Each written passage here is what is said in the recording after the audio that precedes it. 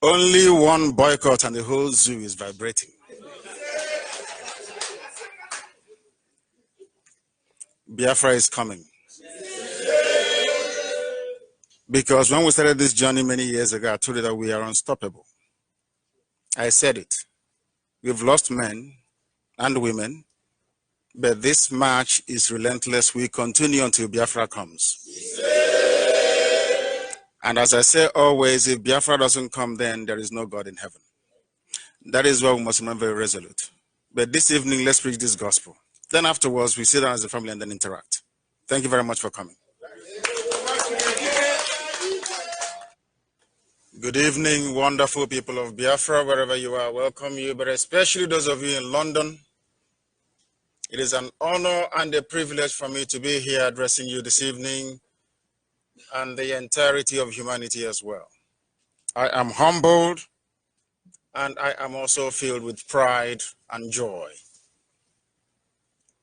We must broadcast because our coordinator here in London, Ozaka, have prayed.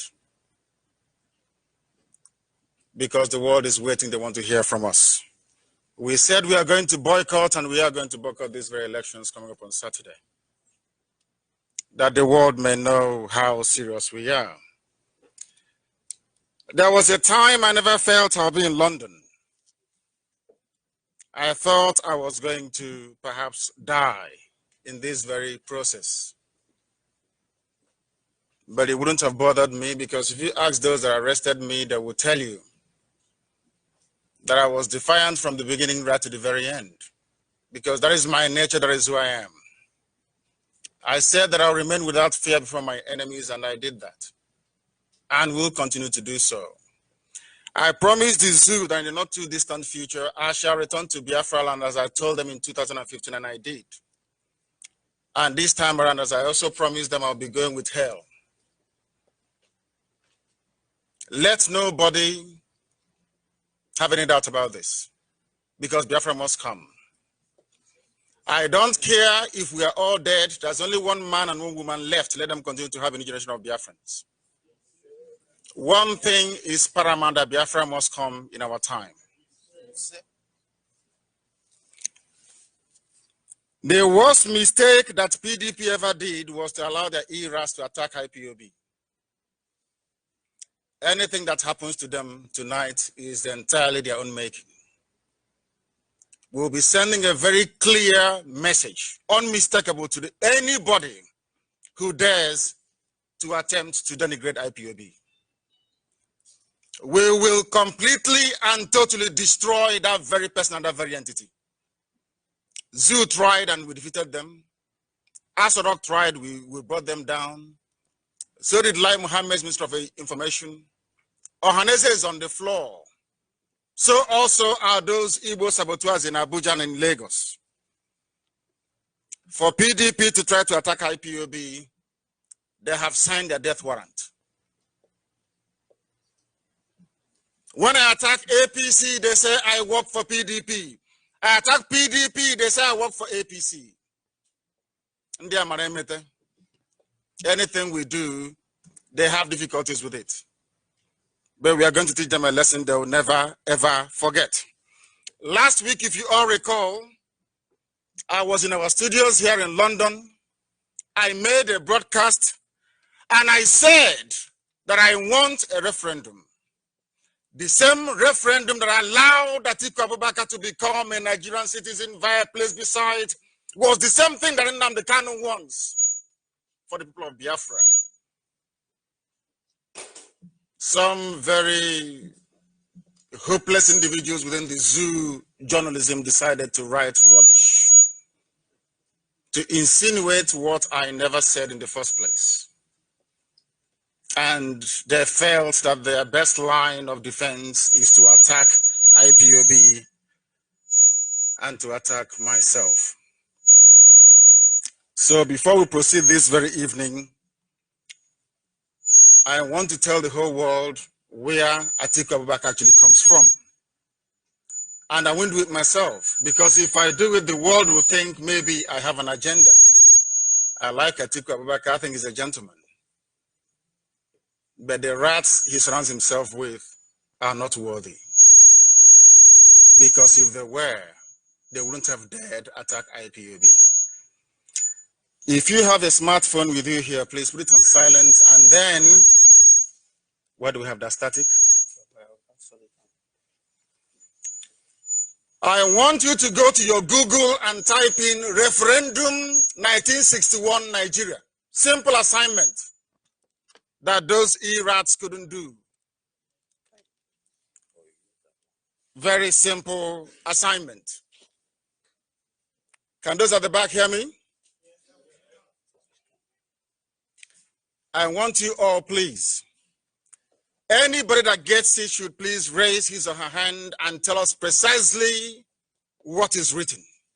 1961 Nigeria referendum, please, if you have it. Has anyone come across it? Just go to Google. And as I'm saying this, I hope that the E-rats that works for PDP are also listening, and they're doing this very simple assignment as well. Go to Google, you type in referendum 1961 Nigeria. Yeah, we got it. Have you got it? Yeah, can please somebody take the microphone to him. I can come closer. Tell me precisely what it says. Please. Is it this one? Yes, give it to him. Will the world hear us when he speaks? No. Yes. No. Will they hear us? No. Come closer, please. Can you come round this way, please, if you may? Can you use that one? Yeah, give me that cable. No, bring this cable, please. Yeah. Give it to me. I think it is all the way here. There you go. We want to teach the zoo what they do not know nor understand. Here on Radio Biafra, anything I say is gospel. Before heaven and before mankind on earth. After this, I will deal with Jubril comprehensively and totally, that the world may know that Nigeria is indeed a zoo full of animals. Please tell me what it says when you Googled referendum 1961 Nigeria, please. Referencing from Wikipedia. Yes. 1961 British Cameroon's referendum. Stop. British what? Cameroon's. Did it say British Nigeria? No. Proceed, please. A referendum was held in British Cameroon's on 11th February 1961 to determine whether the territory should join neighboring Cameroon or Nigeria. The option of independence having been opposed by Andrew Cohen, the UK representative to the United Nations Trustship Council. It was not presented as an option. Ultimately, the Muslim majority Northern Cameroons saw a majority of 60% in favor of joining Nigeria. Stop. Is it very clear now? Yes, sir. Are you confused? When was Atiku born? Google it again. Tell me the date he was born, Atiku. And where he was born, please, very important. Where is the birthplace of Atiku Abubakar? Please find it for me on Google.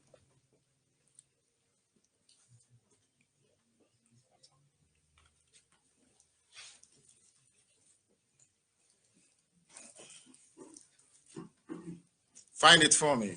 I don't want to say anything myself. I want us to do our research this evening. All hail Biafra. Atiku Abubakar, GCON, born 25th November 1946, is a Nigerian politician. Stop. He was born in 1946. When did they join Nigeria? Was Atiku therefore born a Nigerian? Not at all. Then he shouldn't be contesting for the presidency.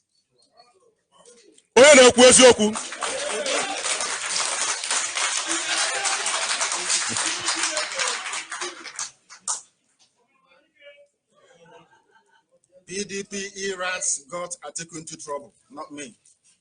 They attacked IPOB, and that's the worst thing any idiot can do on earth. Because we come after you with everything we've got. I mean everything. At the end of the process, you'll be sunk, never to rise again. How we deal with them. This is a divine project ordained by heaven. No man can stop this. No human being born of woman can stop IPOB. It's impossible. Where does Atiku come from? Cameroon. Where was he born? Cameroon. Can anybody born outside Nigeria contest for the presidency? Not at all. I told them, I warned them. Thank you very much. We must proceed. Our boycott is not against anybody. I asked for a boycott in 2014, before 2015 elections. As at that time, Atiku left Jonathan, our brother, to go and campaign for his own brother, who is a Fulani man, Buhari. Do you know Atiku was in PDP? Are you aware he was in PDP? Vice president in PDP, and he decamped to APC. Now you're asking IPOB to re-elect him. Uche, did we not boycott elections in 2015? Of course we did. What makes you think that I, Nnamdi Kanu, will ask this very wonderful army of heaven, IPOB, to vote in 2019 with nothing? I gave them my conditions. If they don't accede to my demands, I'll publish it on Friday, that the world may know what we're asking for. If they sign it, then I'll call off the boycott. If they don't sign it, we proceed full steam ahead. Because our priority is Biafra, nothing more, nothing less. I am not asking for anything else in life. All I want to see is Biafra. After that, then I can die.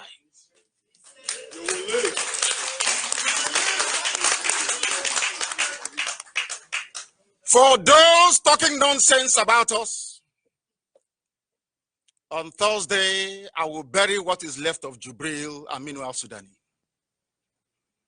I will have a world press conference here in London, and I will ask sensible white people if that thing there is the dead Buhari or not. All of you know that Buhari is dead. Everybody knows that very well.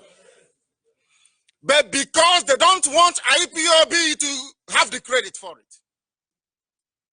that is why they all ganged up, conspired the Yoruba media, the same PDP. They know Buhari is dead, but they don't want to talk about it. Why? Because they know if they do, the zoo will collapse and Biafra will come. So they don't want it. They went back and ganged up amongst themselves to say right hand is Fulani, left hand is Fulani, and I kept wondering, can't any other ethnicity produce the president in the zoo? Why always Fulani? And to make matters worse, this is not the first time, not the second, not the third time. You have two Fulani men as the front runners for the seat. Let me ask you a very simple question. What has the Fulanis ever done for Nigeria before? Somebody should please tell me. What have they done? Do they have engineers? Do they have poets? Do they have writers? Do they have philosophers? What do they have? Somebody please tell me why a Fulani man will deliver me.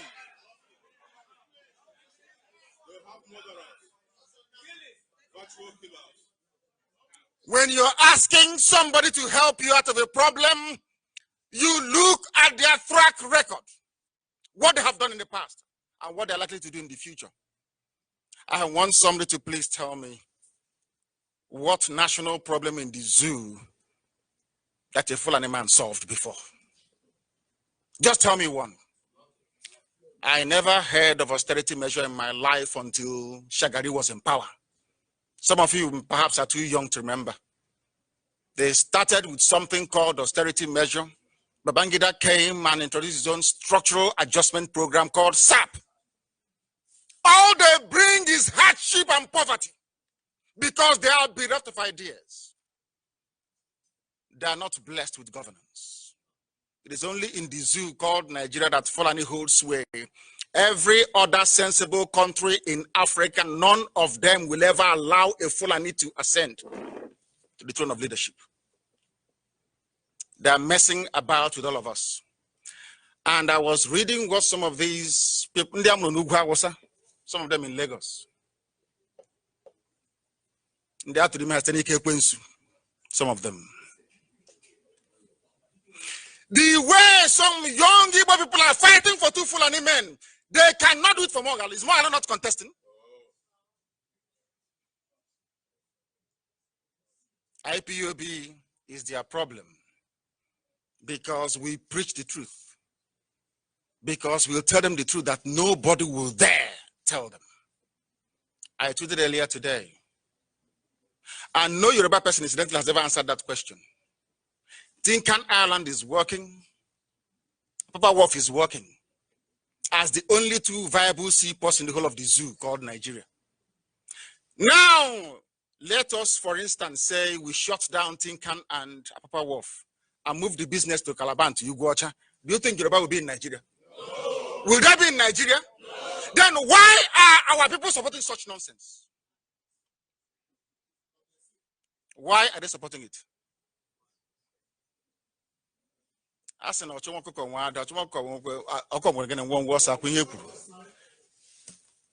remember when I was telling Nyawo what is to befall them. He didn't listen to me. He went to Obiano and planned Operation Python Dance. They should come and kill me. Wodo was overheard boasting that he would divide IPOB. And I asked somebody to tell him. I sent somebody to him to tell him to remember the way we greet in IPOB. We say IPOB one family. We never ever reply 2 families or 3 or 4. I said to the person that if Wodo succeeds in dividing IPOB, I'll relinquish my leadership position. Because nobody can try it.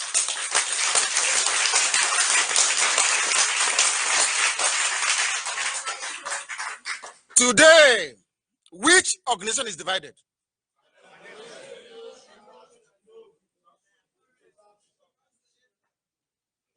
And incidentally, when I came out of prison and was holding rallies all across Biafra land, the first man to call for my arrest because of the number of crowd that come out to see me wherever I go to, he died 2 days ago. Watch and see what will happen to everybody opposed to IPOB and to Biafra. What shall become of them?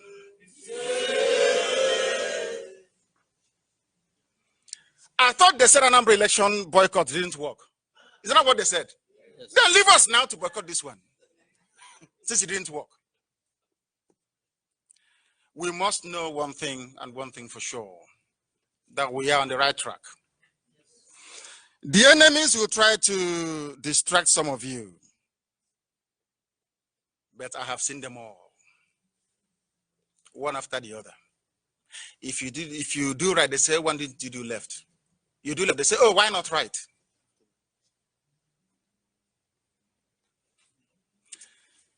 If zoo is a place where people reason and function properly, they have between now and Friday to amend their constitution to allow, should I say, a naturalized Atiku to perhaps still remain in the race. If Atiku goes into elections on Saturday and wins, he'll be impeached from office because he was not born a Nigerian. That is a very simple fact. That is what the funniest thing about Fulani is, that they never ever obey the law. Before Buhari died, did he have any certificate? No. But they allowed him to contest. The same Obasanjo now telling you, "Oh, vote for Atiku," was the same man that said, "Oh, why it doesn't matter." After all, he went to Moms and all the shot and heaven knows where else. They subvert their own laws that they make. They make laws and they subvert them. And you allow them. Such nonsense cannot happen anywhere. We are in the UK. Use Brexit as an example. It doesn't matter how many people right now can or wish to vote to remain. It doesn't matter. That time the referendum was conducted, a majority said we want to leave Europe. Is that not correct? that very decision must be respected. That is why Europeans are far more smarter than we are. They recognize the importance of law. If you subvert this one now, who knows what might be subverted later on, and the consequences or the likely effect on the people. In Nigeria, they made a law that says if you don't have any WAEC certificate, you cannot run. If you're born outside Nigeria, you cannot run. It is in the constitution of the country. But here you have one dead man in Saudi Arabia and somebody born in Cameroon running for office. And you see how our people are queuing behind them, fighting us because of Fulani people. Fulani that brought headsmen to kill us. Did Atiku ever condemn Fulani headsmen attack on our people? Did PDP ever come out to condemn? Of course, I give credit to Bukola Saraki, in all fairness. He tried. Have you ever had them come out before to say in categorical terms that what is happening is not good? Why is Dasuki still in detention? Why is El Zagzagi still in detention? When court after court, session after session have ruled that these men must be freed. But black people in Africa will keep quiet. And because Onogen kept quiet, the thing kept coming until it swallowed him up. But had Onogen stood up during my time to say, you must obey court order, do you think Jubril and the cabal will have the guts to remove him? Because he would have succeeded in stopping this very problem right from the beginning. Simple common sense. They said they have PhD, but they know nothing upstairs. Because they took Nnamdi Kanu, nobody said anything. They took Dasuki, nobody said anything. They took El Zagzagi, nobody said anything. You are not going to chief. Why can't they come for you? Who are you? Are you accepting what I'm telling you this evening? You see, when I preach, they tell me that I insult black people a lot. I said I'm black. My father is black. My mother is black. My grandparents are black. I hate self-pity. I said it in England. I told them, I don't believe in racism. If I apply for a job you don't give me, if I don't like it, I go back to my country and build it and make it a better place than this place. They allowed all this nonsense to continue. And all they could do is to go and raise Igbo kids born in Kanu and in Lagos, perhaps under the bridge in Lagos somewhere, to be attacking IPOB that gave them everything that they are today. The little respect and dignity they have is because of IPOB. What is wrong in opening Calabar Seaport? Can somebody tell me? What is wrong in opening Iguacha Seaport? What is wrong with an Igbo man being the president of Nigeria? Is there anything wrong with it? But look at how we are begging, like, I can't even, it's so shameful. You claim you're a Nigerian with equal stake in Nigeria, but you cannot run for the presidency of the country. Is there any apartheid worse than that one? And what did Ohaneze do?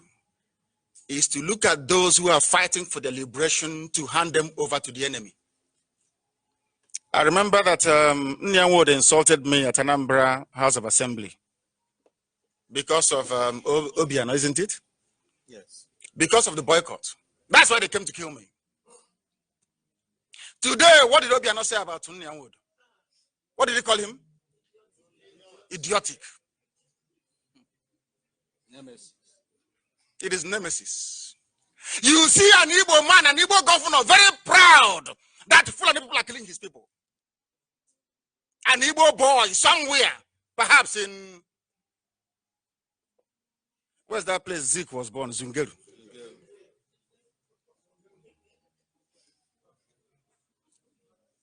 I am sorry, but if you don't go to the village and fetch water in the village stream, if you don't play at night, if you don't do rain dance in the village, if you don't go hunting for grasshoppers, if you don't go hunting for squirrels, believe me, you're not one of us. Because it teaches you something. To love that very land the way you love your life. I'm walking the Uru Bridge in Lagos. All you see is concrete. You don't know anything.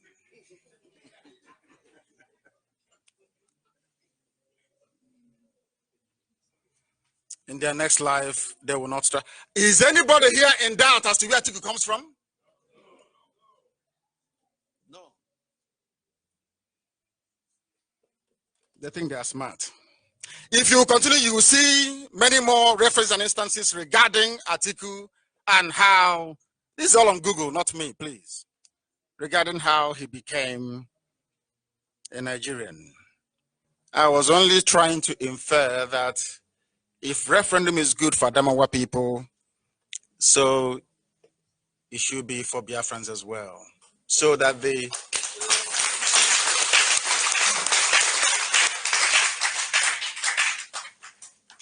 word referendum is not strange to Nigeria. They might as well invoke something called doctrine of necessity. If everybody in the zoo called Nigeria were to boycott elections on Saturday, in 2 weeks' time, Nigeria will be a brand new country. You won't recognize it anymore. They will be forced to invoke the doctrine of necessity to do the right thing for everybody. But you allow them to get away with murder. That is why they bring them to our land.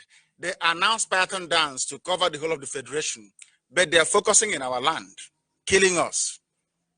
And you see Igbo governors like Ibazo welcoming them, come and kill them more. Ordinary Uchoga. As an Abacha beans, myself. He's in APC. He visited in Nentu, as an Nentu in Aba. Our people gave him the usual treatment. He went and called the army to kill our people. He's not even a governor yet. And those who don't know my history with P2B, I will tell you. Is anybody who was in Abga in those days here? Do you know me in Abga? I was the Abga chairman in the UK and in the whole of Europe. Yes. I fought for P2B to be elected. I demonstrated. I wrote countless petitions. I put pressure on the British government to put pressure on Obasanjo to allow P2B's mandate to be respected. Some of you don't know that. Did I campaign for Obiano or not? The first time around. Live on Radio Biafra. I campaigned for Obiano. So don't tell me any nonsense about being into politics. I have campaigned for them. Did anything change? Did anything change? No. Some people are saying it's our turn. P2B is our brother. I agree. He's our brother, yes. Not minding what happened at Izu River. But what is this thing now that P2B will give us that Nnamdi Kanu did not give us? Do you know who is Nwafọ? Some of you here. Do you know he was head of state for some time? You know Gironsi, my uncle. You know him? How about Ekweme? What did they do for us? What did they do for us? There is a saying, because I grew up in the village where I come from. Is that not correct? This one, we've been trotting on this road almost 50 times. There is no progress. If Jonathan, who answers our name, our own brother, Ebele Chukwuaziki, we could not build second Niger bridge, who will? Did Jubril build it? I'm sorry to say, no, I won't go that far. Let me leave it. There is a saying where we come from also. Uncle. Are you following me? Of course. Do you understand what I said? Yes. Eh? No matter how much the school fees is, no matter what it is uncle. Because your own is your own, our own is our own. Is that not correct? Nigeria is their own. Biafra is. It looks very, very difficult and almost impossible to accomplish. As somebody said, it looks impossible until it is done. If they tell you that the whole of the zoo will be vibrating because of IPOB, will you believe it 10 years ago? No. Huh? Because we are holding them in a very bad place, I assure you. In a very bad place. Only if we remain resolute, uncompromisingly strong, will we accomplish what we are looking for. Any sign of weakness and our enemies will divide us and they will march us into the ground. We can't afford to do that. I remember I went home 2015 when I told everyone I was coming back home. Now I'm in the UK, they're saying, why are you in the UK? Come back home. And I said, when I was back home, what did you do?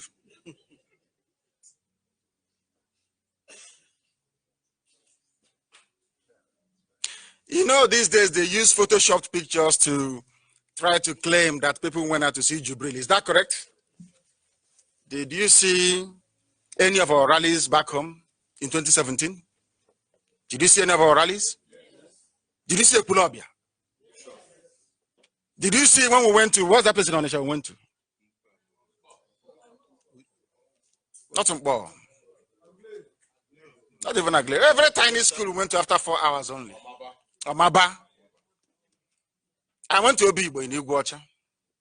The traffic was there for 12 hours. No, the whole of Iguacha, River State, entire River State. No vehicle moving for 12 hours. Because Aba is, you don't mention Aba, because nothing happened that very Sunday in the whole of Aba. That is how strong we are. And I want our people listening all over the world to remain very strong. Don't allow yourselves to be distracted by these people that have no hope. Isn't it funny that it was only when the students threatened boycott that they allowed teachers to go back to class? Is that correct? Eh? I thought they said that boycott doesn't work. Atiku boycotted presidential election. Is that correct? So did Jubril. Did anybody hold them to account for it? Because Fulani runs everything. I said this thing before, and I will say it again. I want you to ponder over it very seriously. You are hated. They hate you. Nigeria only tolerates you. They despise you. You can never please them. Do you know that the Northerners wanted to leave Nigeria? Are you aware of that? Who made them to stay?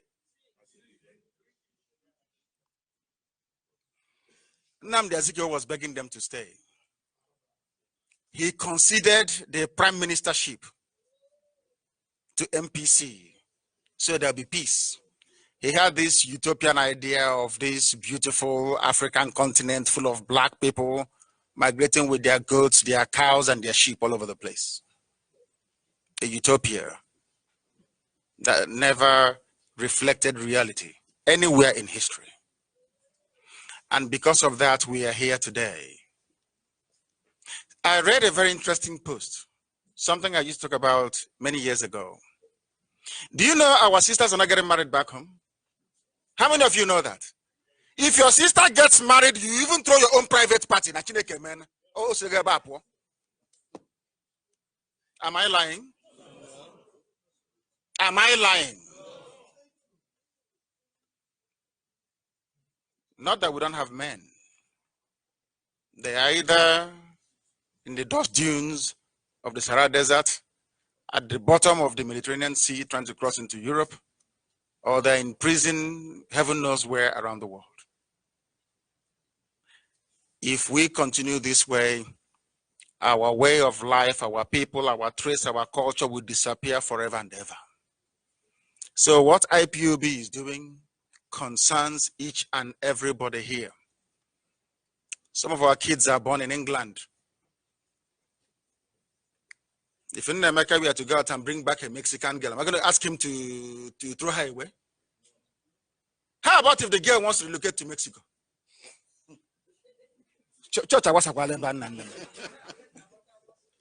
Are you following what I'm saying?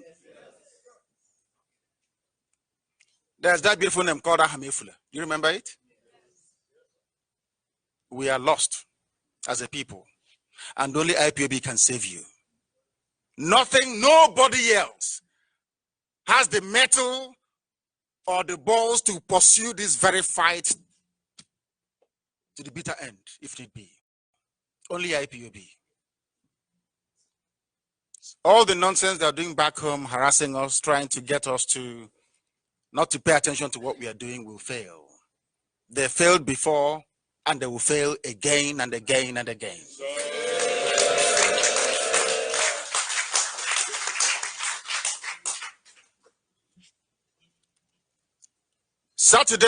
Coming Saturday is a referendum for us. And this is the best time to do it.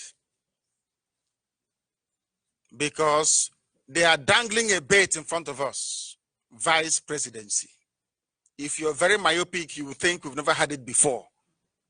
But Ekweme was VP, is that not correct? 3 years to Ekweme taking over. The same evil man, dead man now, Buhari, removed him. Today, Buhari is no more. They brought Jubril. I don't want to give you an expert what I'm going to do on Thursday with Jubril. You wait for that very day. The same thing I did tonight, I'm going to do then. I will get people to actually confirm themselves that that thing there you see there is not Buhari and can never be. Everybody knows. I remember speaking to some experts in Israel. They said it is your responsibility and that of Nigerians to expose Jubril. No world government will do it for you. It's impossible. But because Yoruba wants presidency in 2023, because nobody wants to give IPOB credit, that is the reason why they will never ever accept that Buhari is dead. Never. So that then Nnamdi Kanu will be proven right? No. The same thing they did with us in Anambra elections that we boycotted. 97% boycott, successful. They ganged up and said, oh, instead of us to give them credit, please, all of you should agree, let's give it to Obiano. And they were all settled, all of them. That's why nobody went to court. Can you imagine an election in Anambra State where nobody went to court in Anambra? Is that possible? That tells you all you need to know about what is happening in the zoo and our need to counter it. I have given all these people some, how can I put it, some assignment this evening. This is for the Efulefus in PDP, the E-rats. I know who is remote controlling them. Very soon I will release his name. When was Atiku born? 1946. Where is the birthplace of Atiku? They will tell it is in Adamawa, not elsewhere. Atiku was born 1946 in Adamawa, which means that his own part of Adamawa was never a part of Nigeria. Cameroon. He was born in Adamawa, northern Cameroon. At the time of his birth, what nationality was he? By the constitution of the zoo called Nigeria, if you're born outside, can you contest for the presidency? No.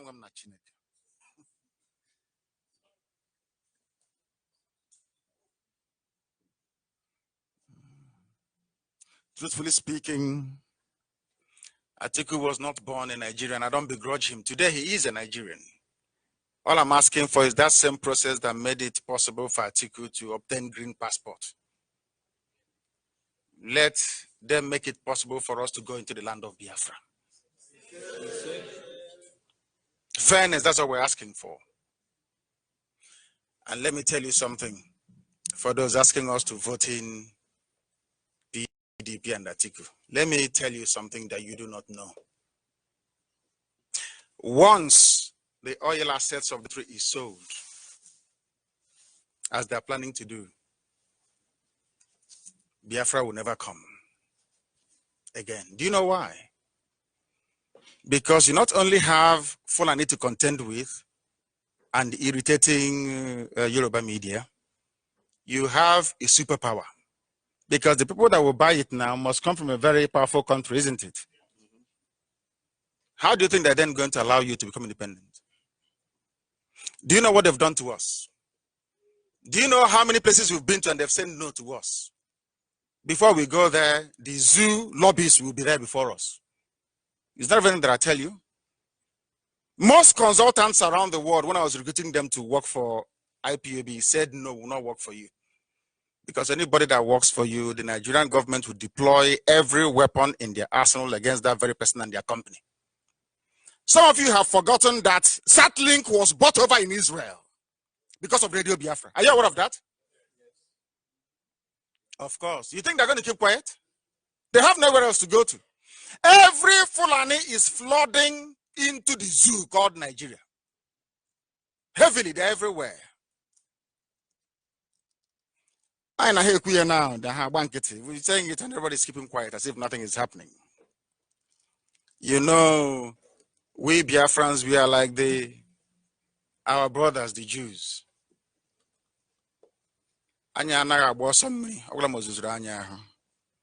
People, we are doing exactly what we are doing in the 1800s, in the early 1900s.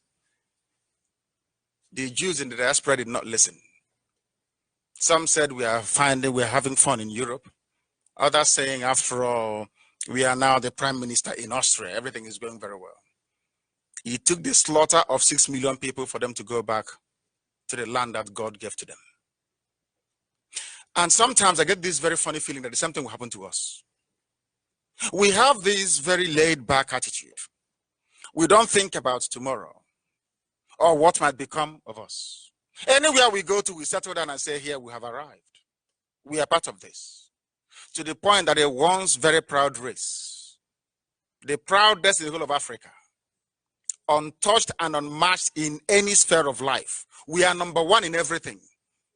The first medical doctor, the first lawyer in the whole of Africa. I'm not talking about zoo.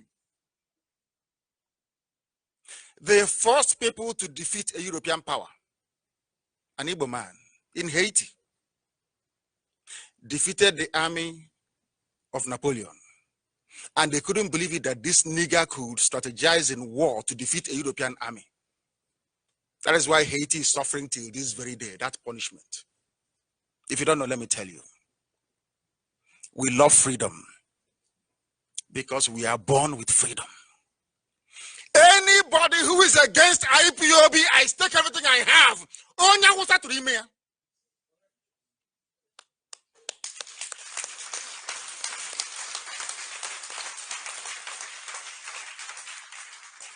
There is no genuine son or daughter of Biafra land that doesn't love freedom.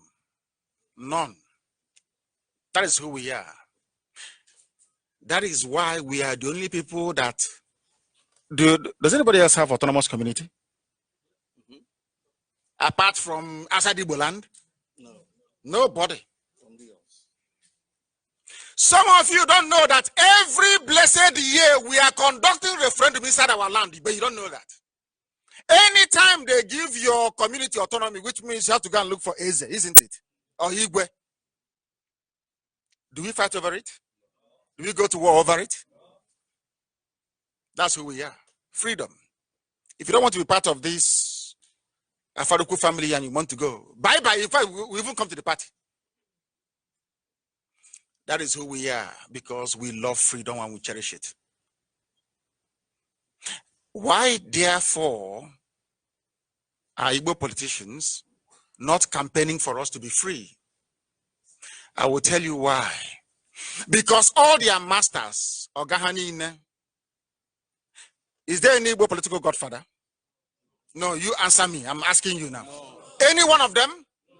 What you hear is Babangida boys, Obasanjo boys, Atiku. Even now they have Atiku boys. Oh, you're not following what is happening back home? Oh, Tinubu, you never have Tinubu boys as well. After all, Onyang knelt down for Tinubu and begged him to make him a governor in our land. These are the people you call elite. These are the leaders you're talking about. That is why when you go close to them, Fulani will lose respect for you. Because that is their boy that he will kneel down and they will put turban around his head. He works for them. You don't know that? Any discussions you have with them ends up in the north. These are the people that are presiding over your affairs. And that is why a great number of us are abroad. Did you see the list of the police commissioners they brought out the other day? Did you see it? Yes. How many of them are from Igbo land, southeast? And the apostle were to be killed and annihilated in 2 seconds. Somebody said they went to school. IPOB came out agitating, only conducting rallies and distributing flyers and leaflets. As an Igbo boy, born near a slaughterhouse, maybe in Zamfara, because your name is Chinedu, you've not been to the village. Fortunately for you, you stumbled upon second-hand technophone, opened a Facebook account, and you heard there's a campaign going on and some people are boycotting, started to write rubbish against your own people. Let me ask you this question, my dear PDP erat. In your wildest dreams, the way you're carrying on about Atiku and Buhari, do you think Fulani boys will campaign for an Igbo man like that?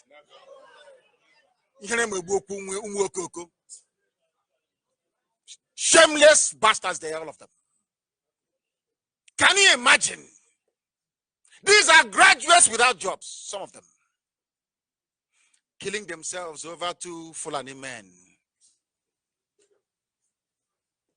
that had no degree. I think he only has a diploma, not a degree. Ask them to do the same thing for Morgan, they will not do it. For their own kind, they will never do it. Or is it the lies that they told us about Abga? There is a Juku's party. It's our party, or you used to be, so to speak. Have you ever heard before a governor in a particular party campaigning for the opponents of their own party? Have you heard of that before? Have you heard of that before? These are the same men that could not speak to Buhari when he was alive, when Nimbo was attacked in Enugu State. Ugwani was crying like a baby. He called Asorok, they banged the phone. And he said, he told Enugu people to start praying.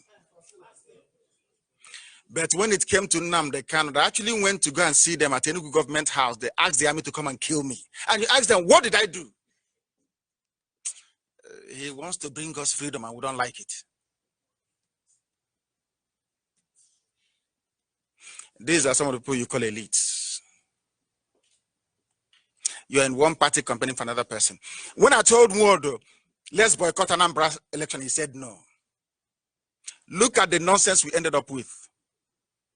Today, he's telling us if you don't vote for Buhari, we will kill you in our own land. The same Buhari that killed us during the war, killed us in 2015, 16, 17. Is the man you're saying that if you don't vote for him, kill the person in our own land. Do you see how stupid we have gotten? Do you see how sad our lives truly are today? And why IPOB is more important now than ever in the lives of our people? So if you are one of those recruited, the data, does anybody have the map of Adamawa State here before 1961? For your information, Cameroon used to belong to the Germans. Are you aware of that? After Germany lost the Second World War, 1945-46, they divided it between France and Britain. So in actual fact, that part used to belong to Germany before. Did anybody see the video of the Lamido of Adamawa speaking very proudly about his Cameroon roots? Do you see your average lazy youth in the zoo, how twisted they are mentally? You have a man saying this is where we come from, we're from Cameroon. And you're saying, no, you're not from Cameroon. I don't understand.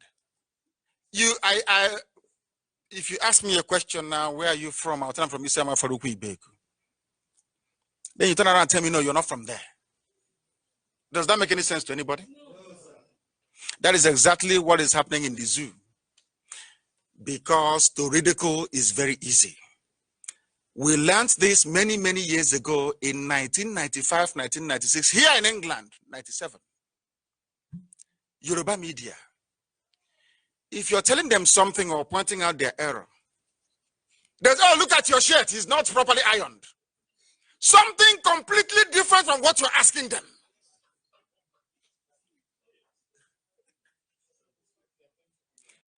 I told somebody, but I think he's from Cameroon. He said, come back here and lead the boycott. What has the two got to do with each other? That is what they're doing to us today. You give them facts and figures and they twist it and they come around and they start writing rubbish. And I was told that somebody wrote something in Canada. There's, I don't know, this Canadian-based journalist. He's not a journalist. No. That I entered a deal with he's a job seeker in Canada. Entered a deal with APC. And it reminds me of what jihadists used to do.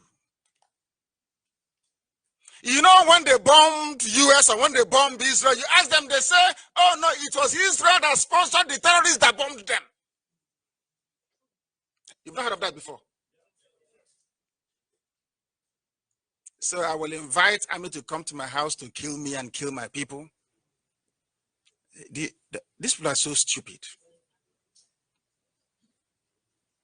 So you're only saying it because I stopped attacking Jubril. And I'll tell you, because you're IPOB, I'll tell you the whole world. They even say that we're now being given police escort. Police escort. Yes. These are mad people. I stopped the expose on Jubril because some people thought we are stupid. They will sit down. The last bill that came for IPOB was $86,000 to get all these people to come into Israel. And I asked them, who is going to pay? The same IPOB you want. You sit down in your house. IPOB will fund all these things and then you waltz into the presidency and answer the president. You do your own battles yourself. That's all. Because they thought we were stupid. They knew that Buhari was dead long time ago. They couldn't come out to say it. Because they're afraid of IPOB and Nnamdi Kanu taking the credit for it. That's all. That's why out of anger I stopped. But on Thursday I'll deal with Jubril. Do you want one Nigeria? No.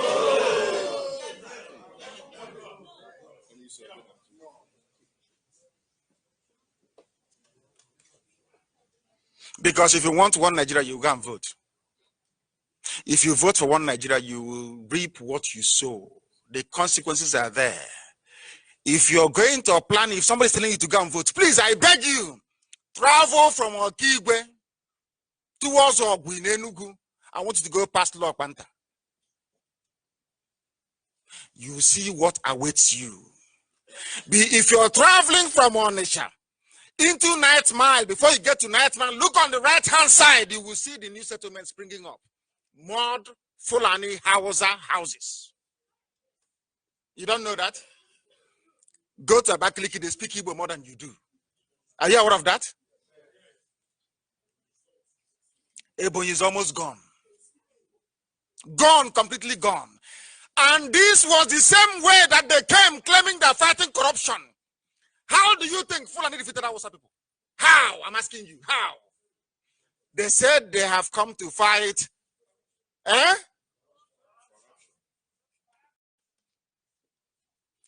They came to fight corruption. Fulani convinced local Hausa people to rise up against their own kings. And today they are gone. Gone and gone forever and ever.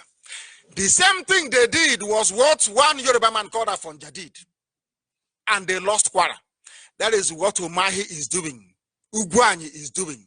All your governors, that's what they're doing. And before you know it, our land is gone. If you doubt me, please, I beg you, travel from Okigwe on express road. Once you get to Lokpa, you will spend 3 hours.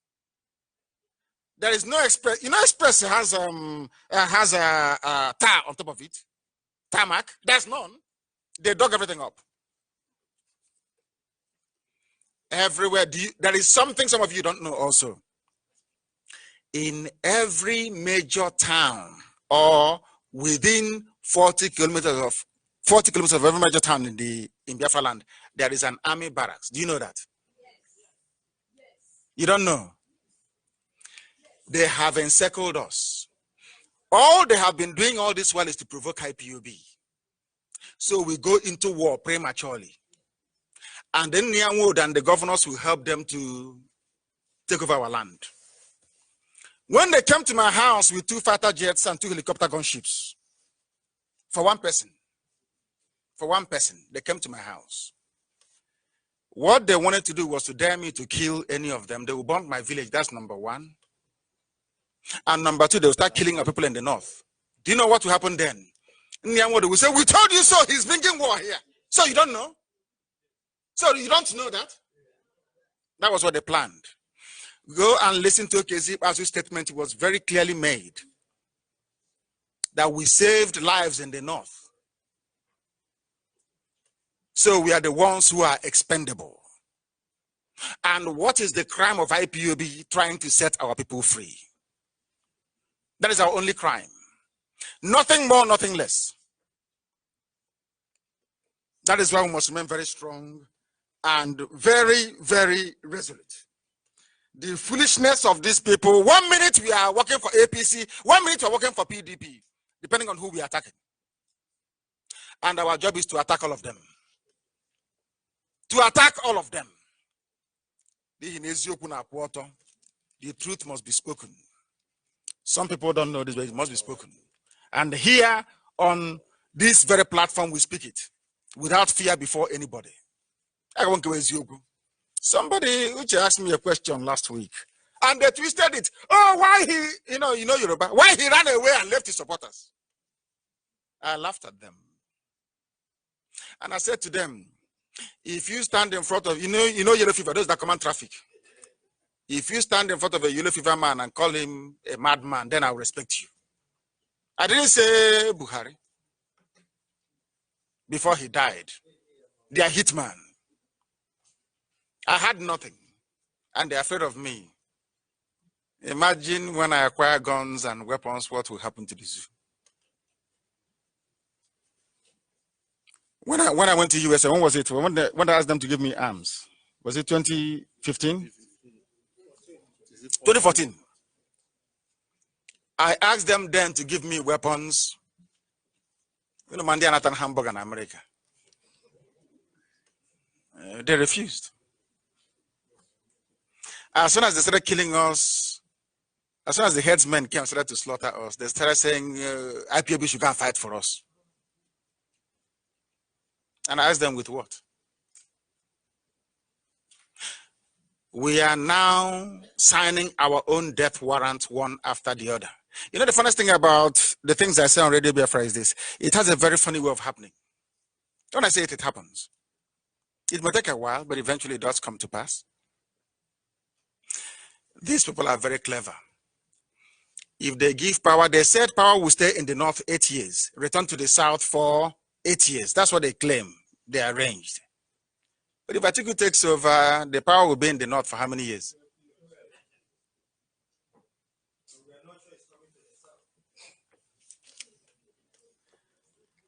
I remember when I was in prison, the talk was when we blocked Head Bridge for 4 days. They said they give them presidency, please. Give them presidency. It's about time. It was Igbo men. Every leader you have in Igbo land, be it in the House of Senate, House of Reps, or Hanese, whatever, was appointed by Fulani people. I said that a while ago, didn't I? Nobody believed me. Now they have divided Hanese into two. Uchokuku is heading one. Uchokuku is a traitor. Uchokuku stood up in a court of law in Abuja to testify against Obasurike. Do you know that? Uchokuku. They now raised him to go and fight in Nyanwodo. And I said to Nyanwodo, I told you so. The same people he was serving are now fighting him. So a Fulani man can just wake up one morning and decide to divide the Igbo people into 4, into 5, into 6. Do you know why? Because he appointed the senators, the House of Reps, your governors. They are all in their pocket. They do as they tell them. Is it making sense now to all of you? How many of you saw the video of these idiots going to Asarok? You will shed tears.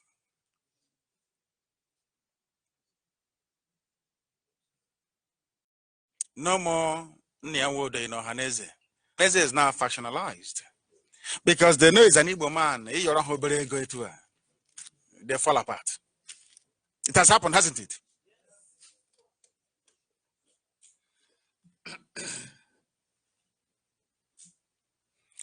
No amount of presidency will save each and every one of you.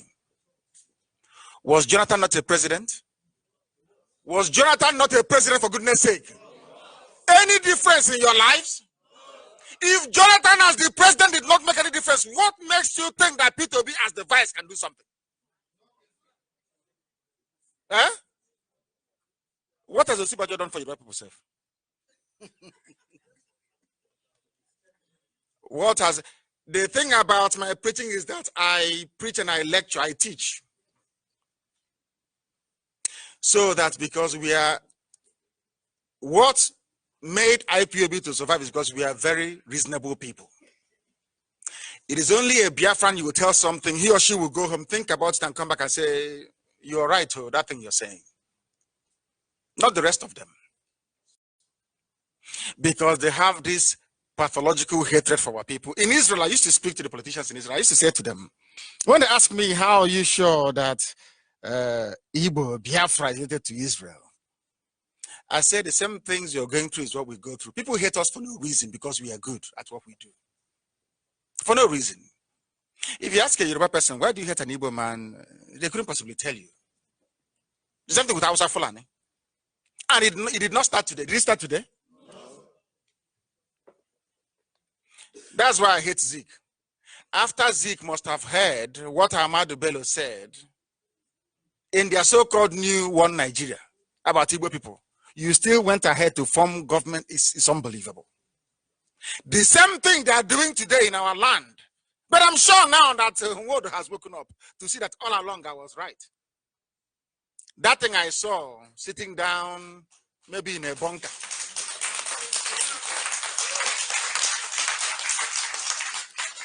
He has now seen from on top of Milking Hill. He has now seen it. Political parties can never solve your problem in the zoo because they don't know how to run an economy. It is not in the DNA of Fulani people to run a progressive, viable economy. Never. Ever, ever. This is Radio Biafra. If you're joining us from wherever I hope the whole world is listening. Is that correct? Yes. We are slightly unorthodox, as we say all the time, but we must continue. They said there's this jihadi thing going all over the place about the Islamic group in Nigeria. How many of you here know that Atiku is an Islamist? How many of you here know that? Do you know what I find shocking and disturbing about our people? Exactly this time, 4 years ago, the craze was anybody but Jonathan. Let Jonathan go. True or false? True or false, I'm asking you. 4 years later, is vote out Buhari. You think I'm stupid? Let us get rid of that system that produces all these nincompoops from time to time. Collapse the entire system and start all over again is very simple. Boycott the elections, the whole thing collapses completely and totally. Then you have a proper constituent assembly because the Northerners, they have inbuilt majority in the house. Inbuilt. You can never change anything through politics. Never. You don't know that? And they say, oh, well, you go and vote. Everything you do is through voting. But there are 4-year-olds who are registered voters in Kanu. Niger people are coming to campaign with them. They've asked them that people from Niger and Northern Cameroon and Chad, they can come and vote. Are you going to count the votes there? Are you going to count it? Unbelievable. Unbelievable. Unbelievable. What we are passing through as a people.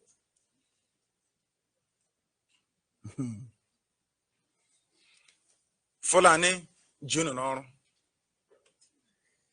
of you, even some people here in this very hall.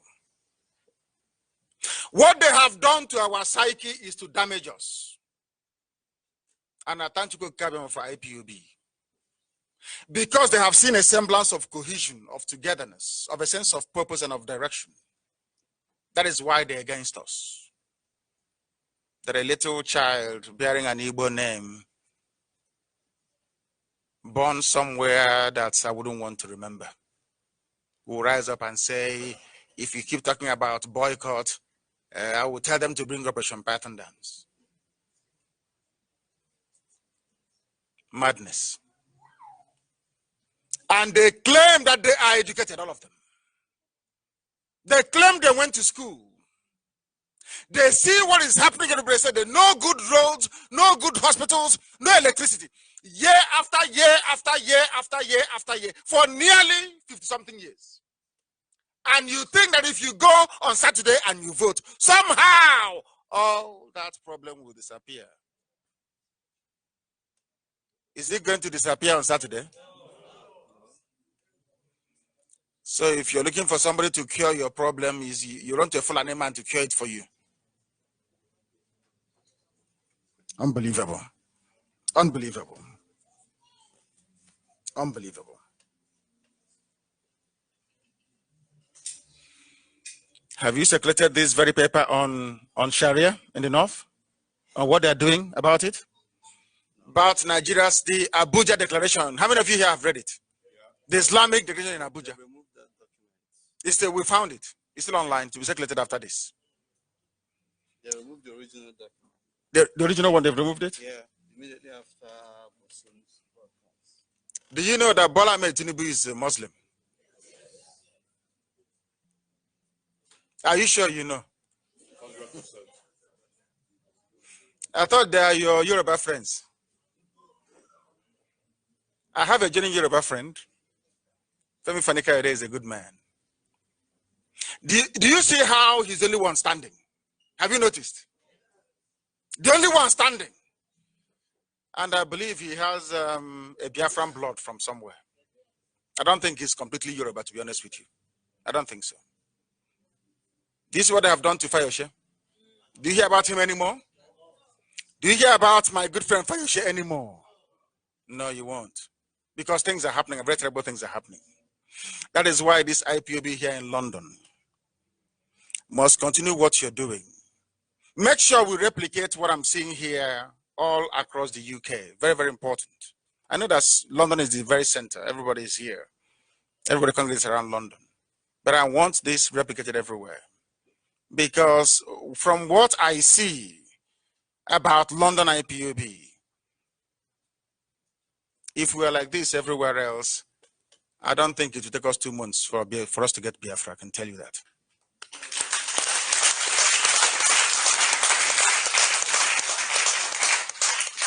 Because our problem started in England, it will also end in England.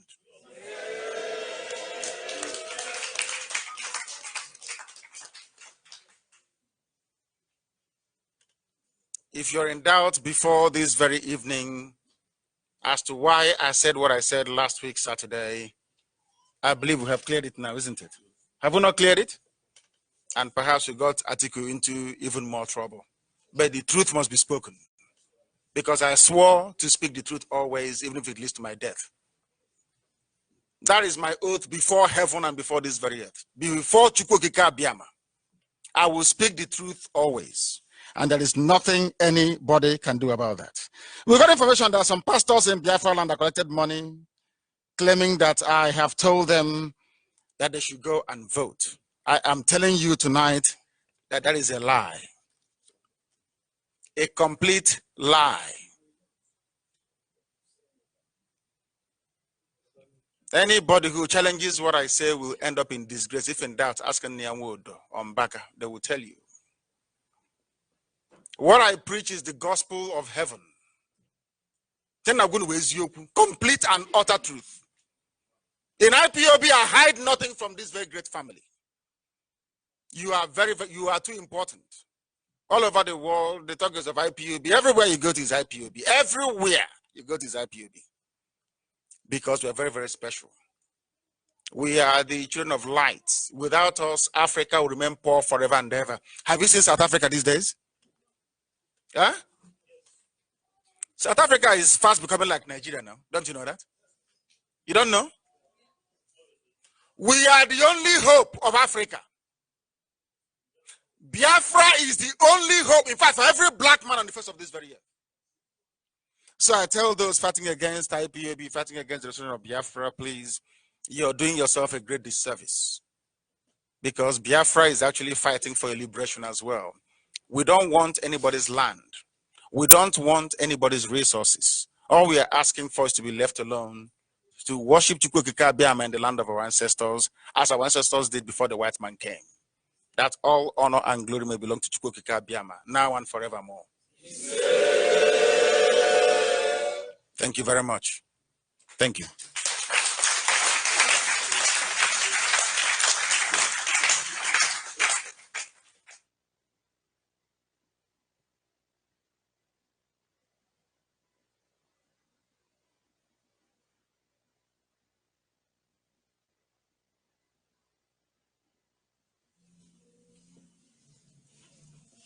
Not as many as possible if you have time.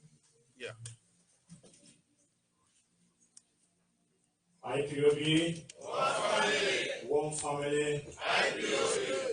Please, each one of your take number 1, 2, 3. Yeah, move on to start. Okay.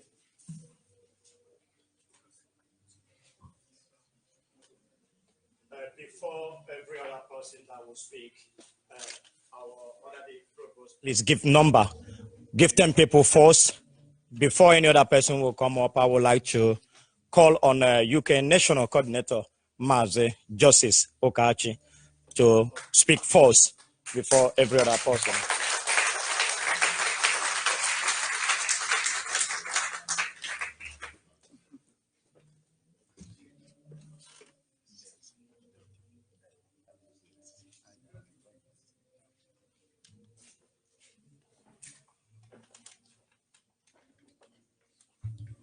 Biafra, I think you've been sleeping. Biafra, freedom. Biafra, freedom. When you see, it's a great pleasure to see you for the first time, and also for gracing this occasion with all our members here. I must confess that this is not all the UK IPOB family. This is just a sample. And by God's grace, there'll be a bigger gathering where all the other zones who are just as enthusiastic will join in an occasion such as this. But we really must give our Heavenly Father, who had made it possible for us to witness this occasion today. I haven't thanked you. I must thank Deputy, who has always been supportive. And not only that, because I know time is fast spent, I'm going to say thank you to every been directed. I can only speak through one mouth. I'm really grateful to be here today. It's a great honor and privilege. We're not only people here, those in the DOS who have been supporting us, all our brothers and sisters throughout the planet, and those who are listening, including those who are not opportune to hear what we're doing now live, but will hear it at a later time. So may the Almighty God bless everyone. I think it's been said about why we have to boycott the election. I came across this piece of information that you wouldn't believe it. that 50 years ago, in the heat of the Biafran-Nigerian War, one of our sons suggested United Nations Security Council that one of the ways of resolving the Nigerian-Biafran crises would be to ask the opinion of those people who are fighting the war, whether they want to remain Biafrans or Nigerians. It's really simple. What do the people want? So Nnamdi Azikiwe, guess which month? February. Guess which day? 16th. Guess which year? 69. 50 years to this date. He asked, 50 years ago, he asked for plebiscite to ask the planet to allow the Biafrans to decide whether they want to remain in Nigeria or not. This has not been answered. So those of you who are in a position to actually conclude this particular request, which is this election coming on the 16th of February 2019, 50 years later, all you have to do, as at the time there was war on, there was no blockade, there was air raid, there was just artillery shelling and all sorts of things. You're not asked to go into the battlefront. You're asked to just sit inside. Leader, can they eat a forward as well?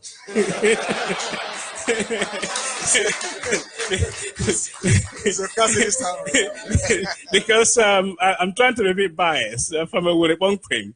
Just in case those who are, want to eat a forward on that day, maybe they'll be allowed. Just sit inside, enjoy your food.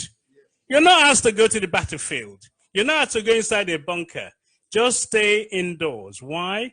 We tried voting before. We've done it for over 50 years. Nothing has changed. Okay? Even if you voted, your vote does not count. I saw in the war once in UK.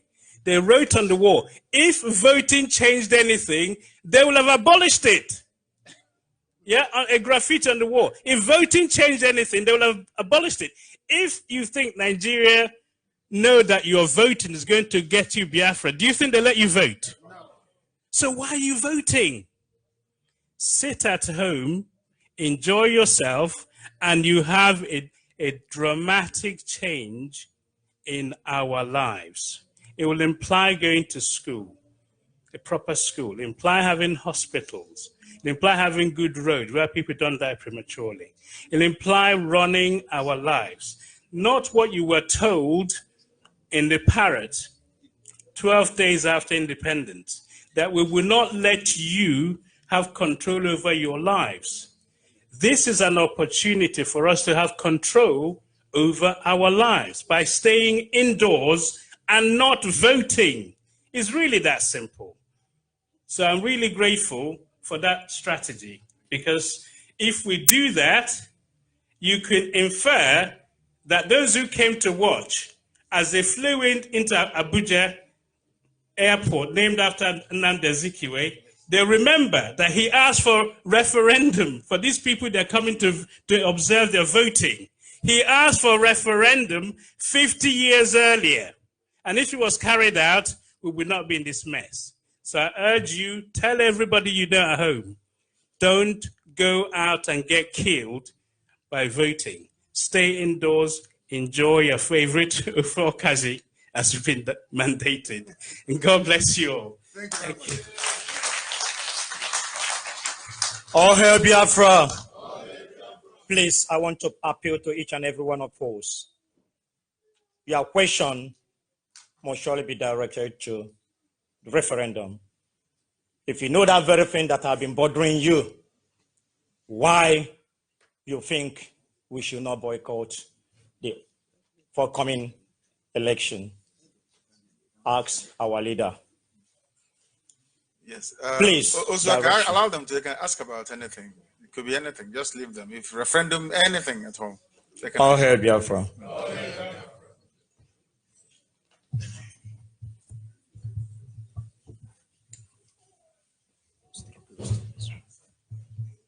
All hail Biafra. Oyendu, I'm so much. I mean, I don't know the best word to express my euphoria. Just standing in front of you this moment, thanking Almighty Chukwokike for his gracious work towards us to save your life. And the mettle he gave to you, the tenacity to endure the wickedness of the dungeons of the evil. And only him in his infinite mercy spared you and take you away from the menace of these enemies. And today, we are blessed to be in front of you. I want to say all praise, all thanks, adoration and might be to Almighty God. In the mighty name of Yeshua HaMashiach we pray. Now, Elbow Director, your voice was what just woke me up, and I began to follow. And up till now, you have not deviated. And your consistency gave me that spirit to follow. My direct question to you is this, just to save time. Due to the super hands that are lobbying against Biafra all over the world, does it mean that our effort is not gonna go through? All hail Biafra. You will not believe it, honestly speaking. The people that I thought were the most ardent enemies of Biafra are now speaking our language.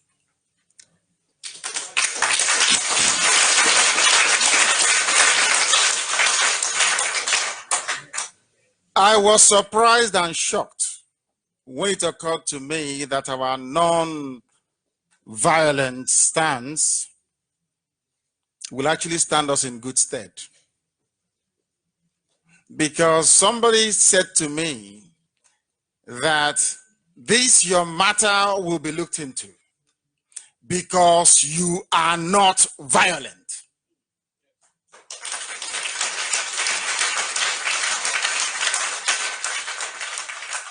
And it came from shockingly unexpected quarters, I can assure you. So we are making tremendous progress, but I'm not at liberty, of course, to divulge every detail, every minutiae of discussions we've had, but we are moving in the right direction, because if not, the zoo will not be in a state of panic right now, will they?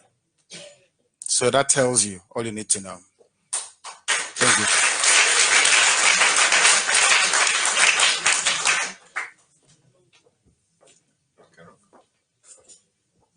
Good evening to Biafrans worldwide. Good evening, Nnamdi and Uchimufor. I'm glad to see you back together in London, the tag team. My question is concerning Atikwa. Adamawa, in the 19th century, before Nigeria was created, where was Adamawa? It was in the Cameroons, they had their own empire. What's it called again? The Adamawa Emirate was founded by a Fulani jihadist, as a matter of fact, in the Cameroons, if I'm not mistaken.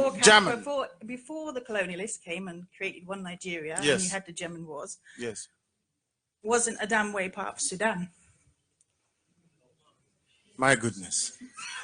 Sudan. And wasn't Adamawa part of the Sokoto Caliphate? It was. What was Sokoto Caliphate? It was Sudan. Sudan, yes, that's true. Before, in the 19th century. It was. That's in 1800s. Yes. Yes, yes.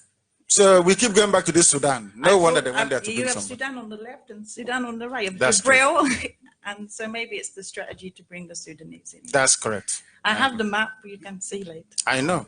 I know. I brought it with me. Thank you. Thank you very much. Thank you. Thank you. That tells you, let me tell people something they don't know. Whilst we are not allowed to fly out direct from Iguacha International Airport, from even Enugu, from Calabar, do you know that every mushroom airport in the north, they have direct flight outside the zoo? Even Kebi, ordinary Kebi. Do you know they actually receive direct flights from abroad, but not us? And you're telling me to go and vote? Ndiara, please, go ahead. Hello, Director. Thank you. I'm very proud to meet you. Thank you very much. Yes, I thank God for all you've been doing for us. I thank God for keeping you alive. It's been a terrible struggle whereby they almost killed you. And, I was so almost in tears, because it's like without you, the struggle seems over. Because you just, you're very passionate for us to get Biafra. You're honest, you're against corruption, all the things that the Zoo government supports, corruption, you're against. Even what the British government is quietly not reporting anything about what they're doing to us in Biafra land. British government do not report it. And well, as I say again, we thank God that you're back with us. I'm really happy. Yeah. Another thing I want to say is that I know fully well that you want to go back to Zoo country. Yes, I will. But I'm so terrified because, as you know, Nigeria is a zoo. They are lawless. They don't know the meaning of law. They don't obey any law. Anything goes in Nigeria. That's true. They don't have maintenance culture. No roads, no light, no water.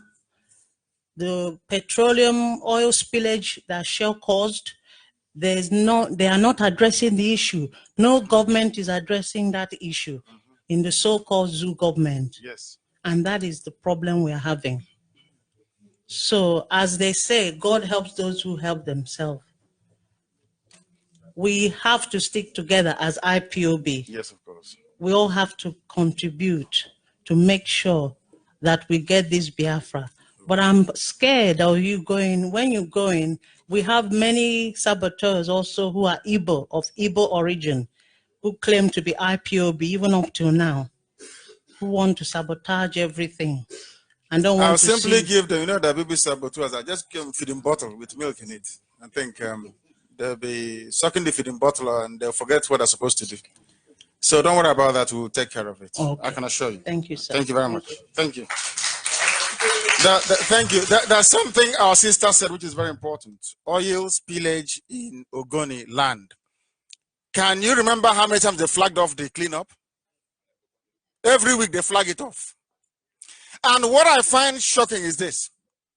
Even some people, of course, Ogoni later change because the zoo army, maybe they got the intelligence I was going to go to Ogoni. Ogoni was prepared to receive me before they attacked my house on the 14th of September of 2017. The cleanup hasn't been done. But people from Ogoni land, I'm sure some might be tempted to go out to vote. What concerns me most about this voting is the money they will bring that very day. They will bring money to try to entice you. Once you go outside and you accept the money, you're finished. You are completely gone and finished. Think of Ogoni. Ken Seruwa abandoned Biafra and joined the zoo. It was that same zoo that killed him. Please, you must learn from history. Go ahead. Good evening. Good evening. And a special greeting to the director himself. In Anim Lucent, we go a little bit way back.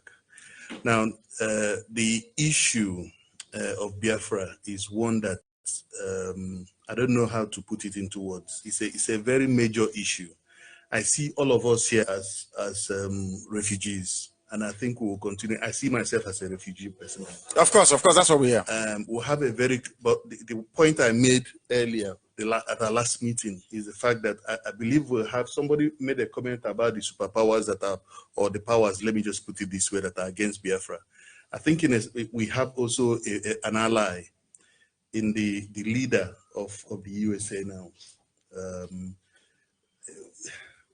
I know somehow passionately he has a cause in hand. I think I don't know. He does, but I'll tell you, sorry to cut you short. No, that's a problem there. Emeka Nyoku is well respected all over the world. I'm sure you know that. Highly respected. And so also a few other people, like Ngozi Okonjo-Iweala and all the rest of them. Yeah. Because when they go to all those meetings that you're talking about, and somebody from Trump's administration asks them, what do you say about this Biafra? Oh, leave them. They don't understand what they are doing. Leave them. We want Nigeria. I was at Nyawodo's house when a very important man came in. I won't tell you who he is. A white man. And asked him, what do you want? He said they want a restructured Nigeria. And I'm telling you this now, that was the dispatch the American ambassador sent back to Trump. That instead of Biafra, let them have a kind of autonomy, a Biafra within Nigeria. I'm just giving you classified information. So that is the official government, US government policy towards us, is that we should be free, but within Nigeria, because that is what Emeka Nyoku and the rest of them tell them. That's what they want. Yeah. Sorry, just please go ahead. Okay, yeah. I think my own point, I'm pleased that you've pointed it out, but I think that in this life, we only have one life to live. We can speak for our own selves, direct to the person. And we are doing that. We are doing that.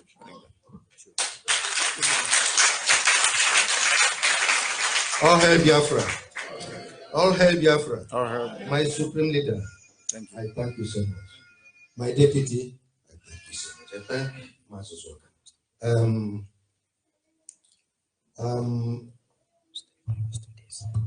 I'm here tonight, always begging our supreme leader. He said, all of us, he mandated everybody go home and help our villagers, wherever you come, to get Radio Biafra. When I heard him say that, I began to shake. I called my deputy and said, this is what our supreme leader said. What should I do? He tell me, what do I want to do? I said, I want to donate a transmitter. And I did. Yes. And I asked him again, what can I do again? Because it's not enough. He said to me, where do you come from? I said, Abia North. Old Bende, Omuahia province, where our supreme leader come from. That I want that radio to be talking to our people. And this night, as our supreme leader is broadcasting, my people is hearing. Wonderful. I called my deputy again and said, please, my deputy, can I come back again and beg my people? Anybody here from Old Bende, Old Omuahia, Abia North Senatorial Zone, as the zoo have named us, please indicate yourself. I want to take your names. We have a project. We want our radio to be broadcasting 247. Not sometimes it will broadcast, sometimes it will not. They will start calling our deputy. We want our radio is not talking. Our radio is not talking. We want to put a solar so that this radio will be broadcasting 247. Please, I want anybody from Omuahia province, like I've said, to see me. I'm just a messenger. I was asked to do it. We have a supervisor who is supervising this project, which is our Lolo Nenayanya. So don't be afraid to help. Abia State is the center of darkness at the moment. Please, my brothers, anybody from these places I've called, please see me. I thank you all, great Biafrans. My supreme leader, thank you. Thank you very much. Thank you very, very much. And I would like anybody here who is in a position to emulate our brother to please try and do so. The more we have, the means to reach our people in our various towns and villages, the better for us, because there is the only way we can defeat our enemies. Very, very important, please, that we try and emulate what the people of Abia North are doing in Abia. Thank you very much. Please. All hail Biafra.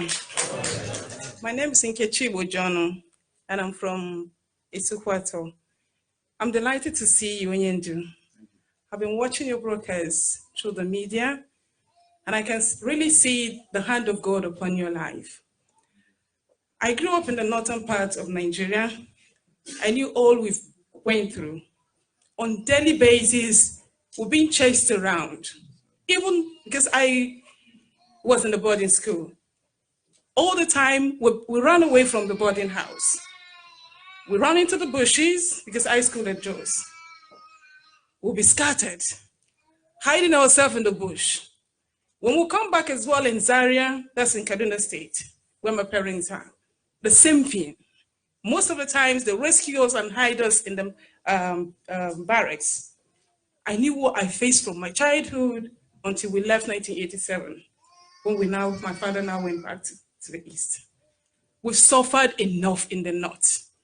And then when I saw God brought you up as a leader to rescue us from the hand of this zoo, and I kept on watching, I say, I know what Igbos are. In me, I'll say, I've seen so many people rise up to be leaders. Let me just watch and see if this one is truly from God. As a Christian, I kept on praying, and I kept on believing and trusting in God. And each time I prayed, I could see God behind you, and I could see the hand of God with you upon your life. Onyendu, I am grateful to God, who have raised you up to be a leader, to lead your children, the children of God, out of darkness. There was a day we were debating at my workplace among the Yorubas. They said, oh, Igbos, we know them. That's how they come out and talk, blah, blah, blah. And before you know it, they use money to buy them over. I said, to be honest with you, the hand of God is upon him. He's not going to deny his people. And then I said to them as well, they begin to say, oh, the churches as well, the pastors, that's why they say, oh, why have God not used them to show visions? I said, let me tell you, he is from God. He is from God. That God have raised him up like he raised Elijah, like he raised Moses. He speaks with authority. You could see the power of God upon him. Onyendu, I am grateful to God. The God who has anointed you and have elected you to lead us out of these people from the hand of the zoo. The God's hands will not depart from you. His glory will continue to shine upon you. He will cover you in the palm of his hands. We're backing you up in prayers. The hand of God will continue to direct you, and God will continue to order your steps. Your going out and your coming in shall be ordered by God. May the hands of God continue to be upon you as we pray in Jesus' name. Amen. Thank you very, very much. Thank you. Thank you. When we started this very race, I knew that without Chukwuka Abiyama, we're not going anywhere. I knew it from day one. I knew it. I went to Israel to pray, and it was confirmed. Biafra is in the gift of Elohim to give, not in the gift of man. Because he brought us there for a purpose. He blessed us for a purpose. And it is left to this very generation to fulfill the promise of God upon our lives. And we must do it. We must do it. Because there's no alternative. IPOB! One family! May I use this opportunity to remind each and every one of us, the people in Biafra land, our brothers and sisters, are observing it at home on 16th. Let me remind us that we have got the permit to protest in front of BBC on Friday. Since they don't want to report our news, we are going in front of BBC to tell them that the people contesting for the PDP, for the APC, they are foreigners. Once again, we have got the permit to go to BBC and do what? Peaceful protests. we put them to shame. So this very protest, we have to congregate in front of Oxford Circus Station by 11 o'clock. Then we march to BBC. In front of BBC, where we're gonna stay to do the protest. So when you are coming, please bring out your torch, because that very place they write Biafra, even if it's dark, we have to find it out. IPOB! All hail Biafra.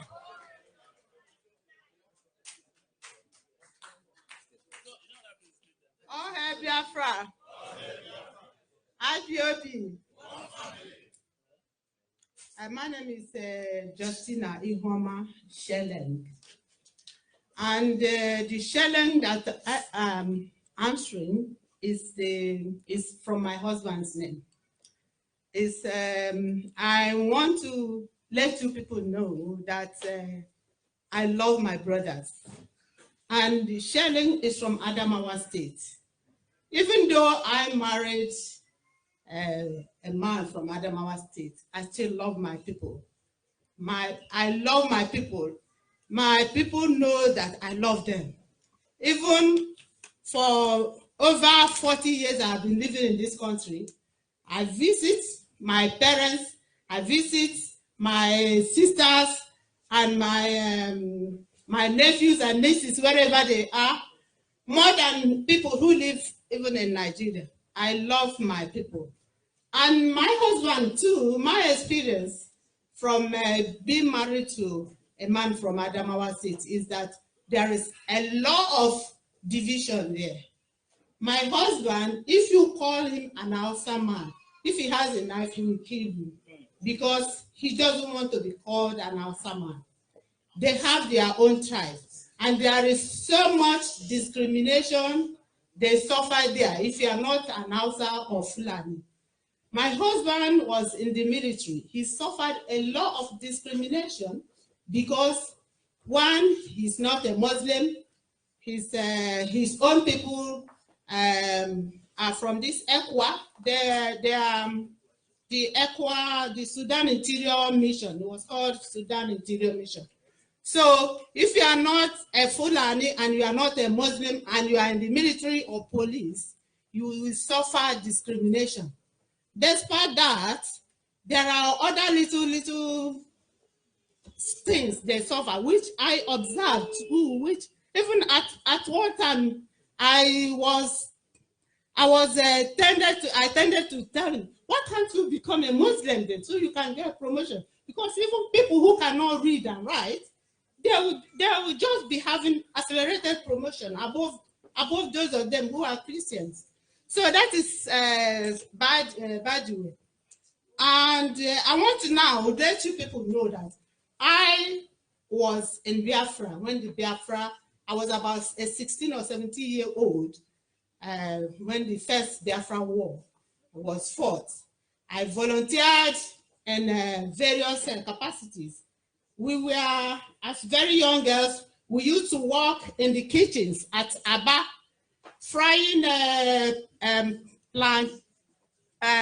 plantain and yam that they used to send to the soldiers in the war front. I worked in the Red Cross at General Hospital Aba, helping to, but it's important to me as well, because I want to let our leader Nnamdi know about this.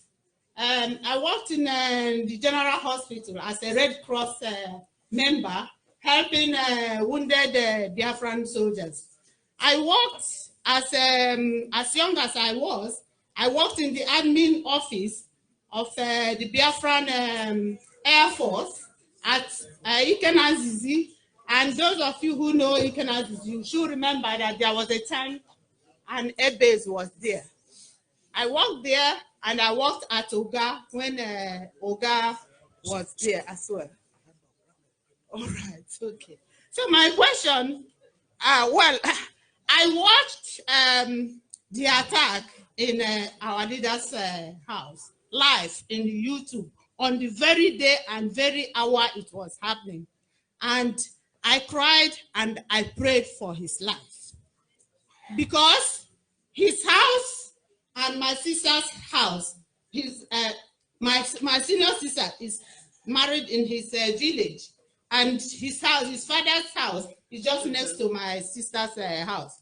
So by what I saw that day, I thought everybody, including Nnamdi, is perished, because I watched it live.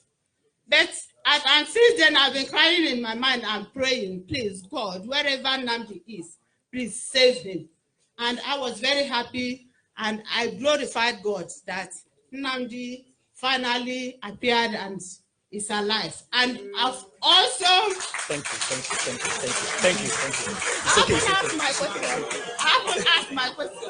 I often ask my question. And yeah, okay, the question. So my question now is, because I've been speaking to a lot of people back home, and they don't seem to be on the side of Nnamdi. And most of them, and they are young men, that I expect them to be supporting Nnamdi. And what they are saying is that Nnamdi has big mouth, Nnamdi has bad mouth, and all kinds of things they have been saying. And I know what advice I have been giving to them. So my question today is, Nnamdi, our leader, I thank God for giving me the opportunity to be in front of you today.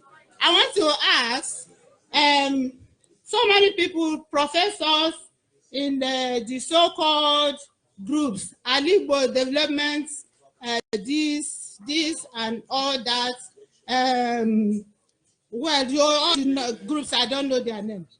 A lot of them, I have heard them in the internet saying that they must vote. Igbos must go and vote because they need Buhari to be chased out of office. And these are people who are pro IPOB. And now they are now saying that the Igbos should be encouraged to go and vote so that Buhari should be removed. So I want, because if Buhari is not chased out of the office, that there is nothing Biafra can achieve. There is nothing Igbos can achieve. So I want you to put a little light into that. Thank you. Thank you very much. Thank you. As I said before, on Facebook and many other social media platforms, there are people who are pretending to be Biafrans, answering Igbo names, but they are not. And as I also said earlier, if you have any difficulties with the truth, then the problem lies with you. If there's anything I've said before that is not the truth, please come out and say it. But if what I'm saying is the truth, then you must concede to IPOB and that what we are doing is correct. As I said earlier, I have sworn to speak the truth always, regardless of the consequences, and that's what I'll continue to do. I will never, ever change. Amen. Amen. Thank you very much. Next person, please. One family. If you watch, you will be Ezioku. We are so many here, and some of us are speaking to our director for the first time. Please do not take the time of others. Allow others to speak as well. 2 minutes, please. All hail Biafra. All hail Biafra. Director, we are so pleased to see you today. Thank you very much. Some of us have not seen you for the first time, in fact. So we are so much glad to see you. You have given us courage. Very many of us that have been traveling from one country to another, looking for, chasing for a place, a greener pasture. We've been trying to see if there is a way we could come home, come closer home. But due to the condition we find ourselves home, we find it very difficult to be there. I have a question to ask you.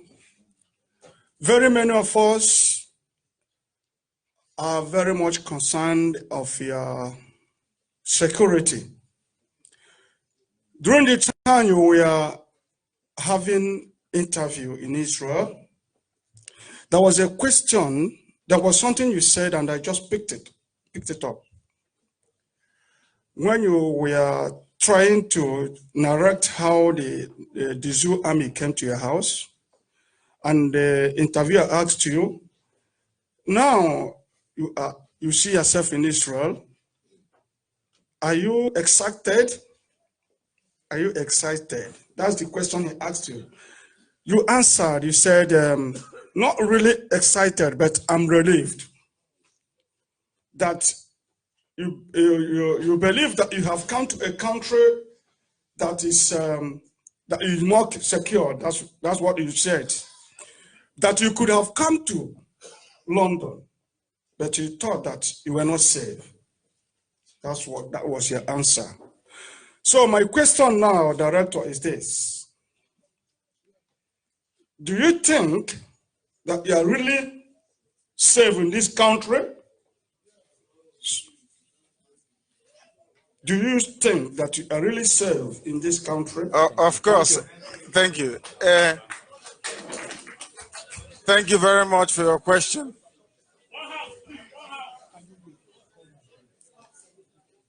Anybody who is surrounded by this amount of people must feel safe, wherever you may be.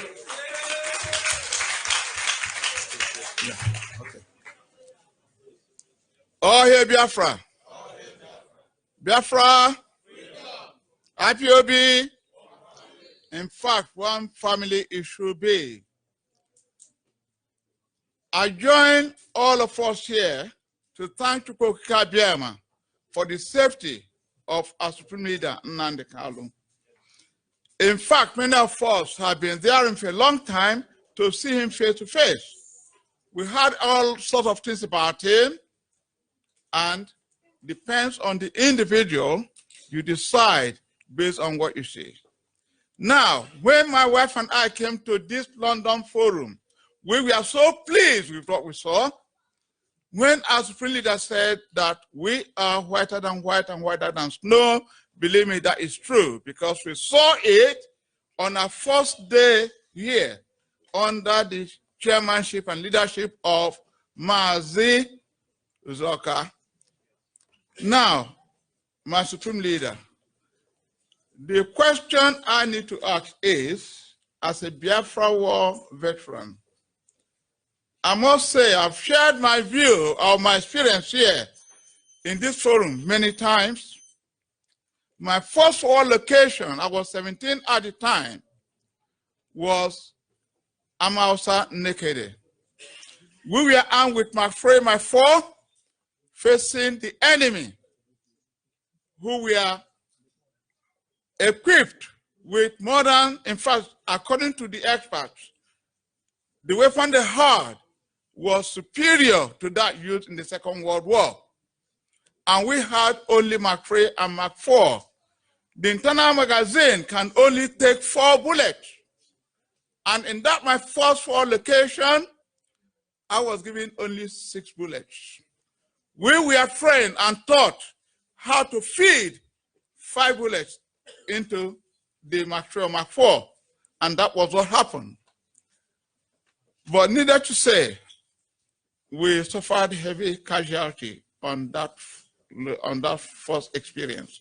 However, as the war progressed and we liberated Owerri, we were then redeployed at Imerenwe, from Imerenwe to OBK, from OBK to Port Harcourt axis.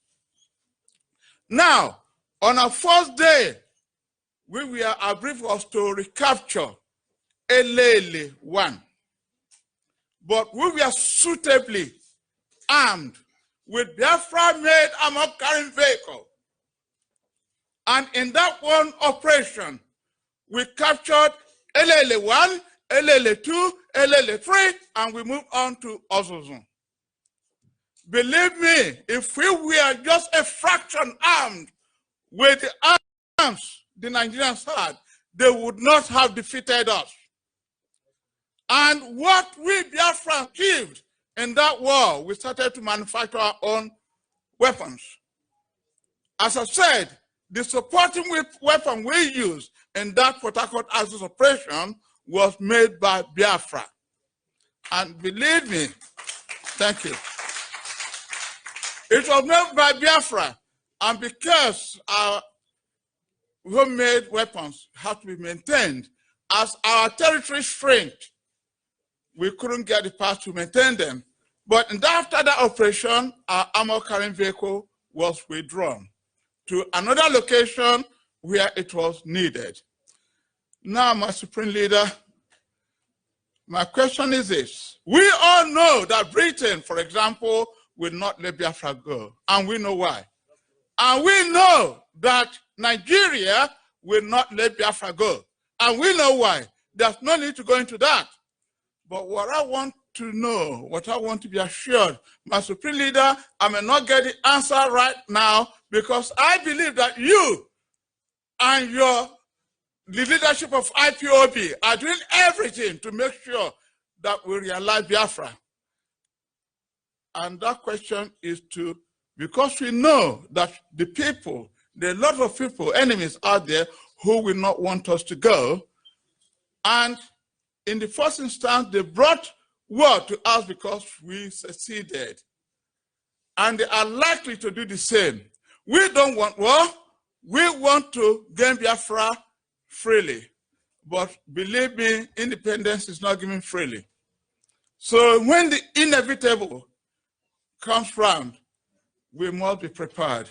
My Supreme Leader, I know you and your other leaders are doing a lot for us. We appreciate it, and we thank you, Kama, for your wisdom in pursuing this struggle. I may not decide to say to have the answer now, but what I'm saying is, let us be prepared should they bring war onto us again. Thank you. Thank you very much. Thank you very much. Thank you. And I said that we will not march unless we are fully equipped and ready. I also said that any day we commence our march, we will be in Sokoto within 2 weeks. That's what I said. And I mean what I am saying. If they leave us the only option to mean war, then that is what they will get. We're not going to be peaceful forever. You know that very well. They've been killing us. There will come a time when we begin to retaliate, nobody will blame us. That time is coming. Those that grew up in the village will understand what I'm saying. That time is coming. And when it comes, the world will know. And I can assure you we can never lose again. We will never ever lose again. Yes, thank you so much, my leader.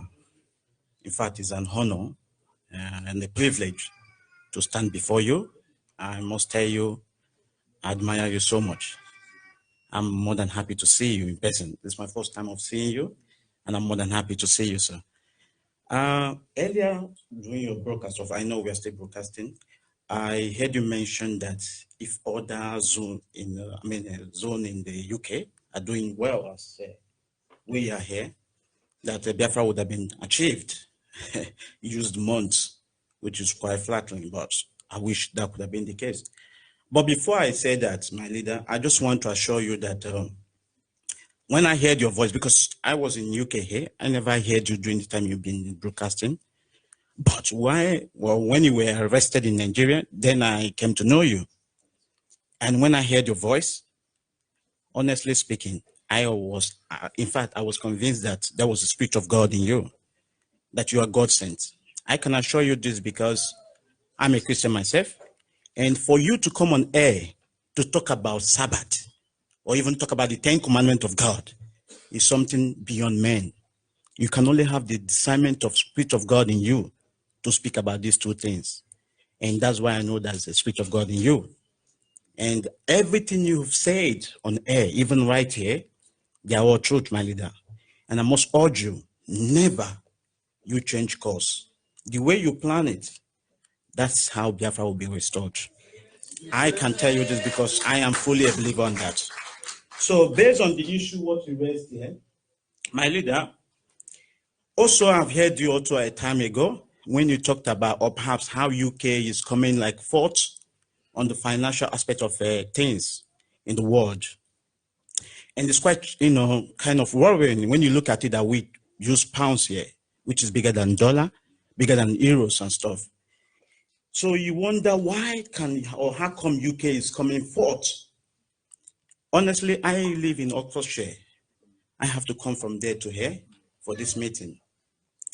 And in our records, or perhaps in the HOD record, it will appear that Oxford has a family. Whereas, yes, we have a coordinator in Oxford, but it's just one person. We don't have family there. It has not been inaugurated. My leader, based on what you said earlier, I'm just making this kind of contribution or a kind of recommendation to you to have a kind of system you have in America where we can have like a zonal coordinator and have a unit coordinator under them. You can have like even regional, if you look at it that way, so that it can be easily managed. UK is big. Of course, you lived here. I mean, for our national coordinator to travel Scotland, Wales, and all the rest of them, it's a very big job. And that's why resources are needed to do these things. So I'm appealing to you to look into the fact of us having zonal coordinator, having unit coordinator under them. Like, for instance, in London, which is a county, we can have about 3 units in London and have one zonal coordinator. It will be easy for that zonal coordinator to monitor other units.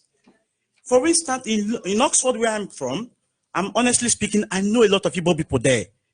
Somebody is here, he came with me, he can be a witness to this. They are willing to come to meet him, but it's not of many of them, they're not opportune enough to travel down here or to come here. You know how much it is to even take a train to come here. So my leader, please look into it. If we can have zonal coordinators, they can be able to manage the zones and we'll get enough people and people can contribute. We need finance in this struggle. Please, my leader, I'll give way to others, but this is my appeal. Thank you. Thank you very much. Thank you. I'm sure, where is Dr. Justice? He's still around, isn't he? Our national coordinator is here. I think you've taken note of what he said. Thank you. All hail Biafra. IPOB. One family. I can only do any reason. London family, all the executives, please can you step forward? I thank our leader from London. I will Supreme Leader Nnamdi Kanu, my deputy, we're national, and so on and so forth. Our leader, our prayer has been that you will live to see tomorrow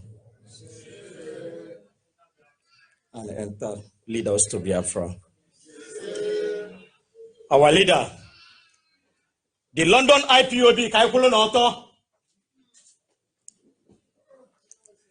London IPOB is Nayarabia, London broadcast teacher, without we receiving your blessing, and also we appreciating your blessing. For that reason, London IPOB is not to give me well. You have been doing well for IPOB all over the world. We will sing for our leader. They do not expect our leader to dance. I do not forget all the time he said it.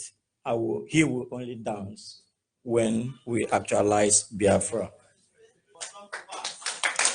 Let me make this thing very clear to each and every one of us. Our leader is here. I've told you, I've told us that our leader knows whatever that is going on in London. Not only London, everywhere in the world.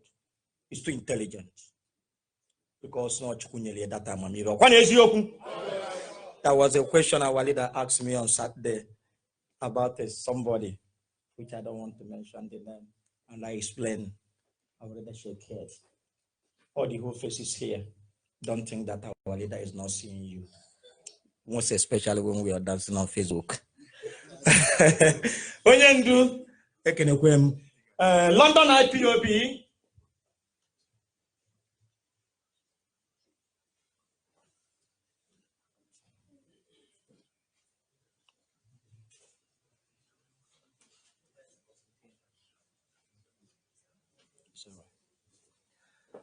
Before we present and before we go on,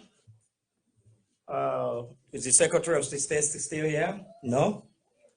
I want to call on UK National Coordinator Mass Justice Okachi, and also our Deputy Director, because all London family member Kevo, Diko Kevia. Deputy Zulake. Amami Zulake. Mwawoke Kazenku Nanadia. Nani Sabo. Ukorata. Ukorata. Ukorata.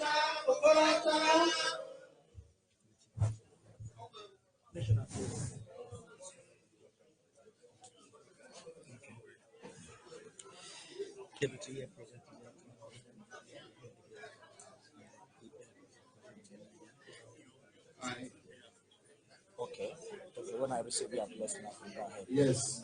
All hail Biafra. Can we have one house, please? All hail Biafra. Biafra. Biafra.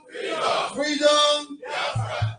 We are blessed because we are at home with our leader, the servant of the Most High God, and all the spirits of the evil one are camping for safety. I can assure you.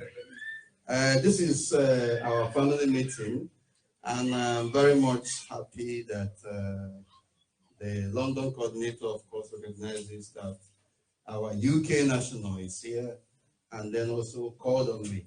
But of course, there are ways we do things, there are protocols, and I will want to use this opportunity to ask for your permission to hand over this microphone to the UK national. Thank you very much. Biafra! Freedom!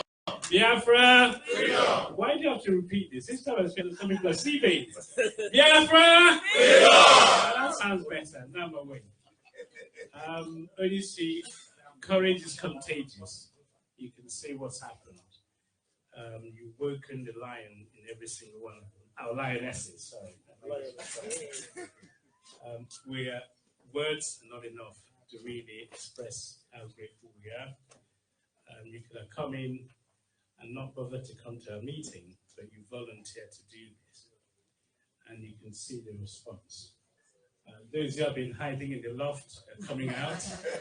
Those who have been, we've come out from underneath the bedroom and things like that, and rappers. But now, those in the loft are coming down. Those in the attic are finding their way out. So, I can't thank you enough for coming. So now, whatever is in this box, which I'm going to ask London zonal coordinator on behalf of the executive to present to you personally, is never going to be enough. There's nothing, it doesn't matter what we do, doesn't matter what we say, just accept it kindly as a token of our appreciation. And there should be more where that came from. That's much I know. Is that not true? Is that not true? I don't like to keep talking to myself. So please, please accept what it's a token. It's not, we can't quantify gratitude for all you've done for Biafra. And all we're doing is to say that we've only just started. The UK is a big place, and we know the responsibility we're charged with, and we need to keep working progressively until we reach the standard which is expected of every one of us. It means hard work, and we are up to it. Is that not so? Don't just say it to please me. Make sure you deliver. So without further ado, please, and the Savior. God bless. IPOB, one family. Leader, Mazim Nnamdi Kanu. Permit me onwe gwe na da nova na me na watch yani. Kai golo yata. Are you ready? Are you ready?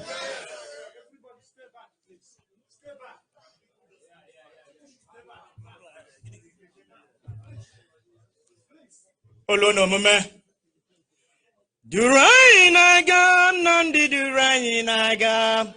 Durainaga Nnamdi Durainaga. Okwanyi bo osisi ga mi mkpụrụ ma Durainaga. Okwanyi bo osisi ga mi mkpụrụ ma Durainaga. Umu Biafra. Ohamadike.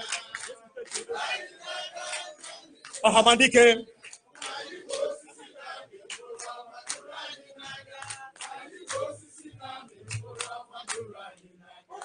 Umemaga from Magim Nnamdi Durainaga.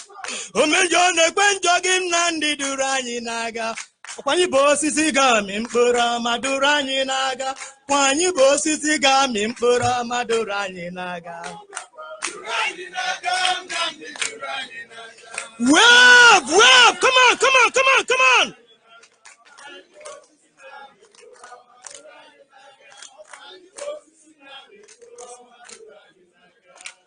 Durainaga Uchenna Durainaga. Durainaga Nnamdi Durainaga. Anyị bụ osisi ga-amị mkpụrụ ọma duru anyị n'aga. Kwa anyị bụ osisi ga-amị mkpụrụ ọma duru anyị n'aga.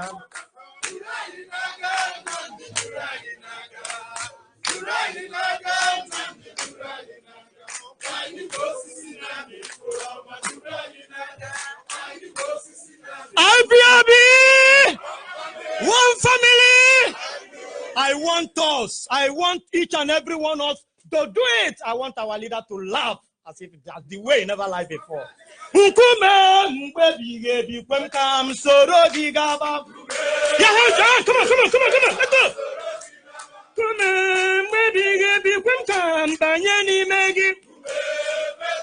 Na kuliaka ya hands. Biafra na marama kwenika ibanye ni megi. Let's go. Pray. Biafra na marama kwenika ibanye ni megi. Time to pray. Biafra na dingozi kwenika isoro ginaba. Pray. Biafra na marama kwenika ibanye ni megi. All one movement, let's go! Biafra na dingozi kwenika ibanye ni megi. Are you ready?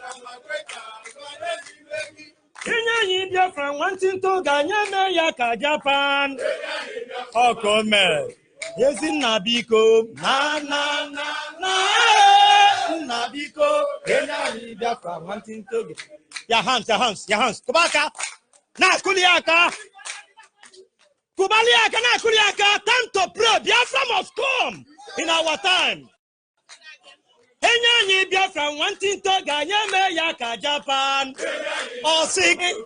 Hezin nabiko. Na. Nabiko. Enyanyi Biafra wanting to. Hezin nabiko. Na. Nabiko. Enyanyi Biafra wanting. IPOB. One family. Our leader, Nnamdi Kanu. May Chukwu Okike Abiama, who creates heaven and earth, the God of Nnamdi Kanu, the God of Biafra, the God of IPOB all over the world. Chekwebegi, Ukwamampo, Yaneje Janabata. The blessing, 7 times each day. On behalf of London IPOB, I want to present this to you. Now, I rappel with a wanyang.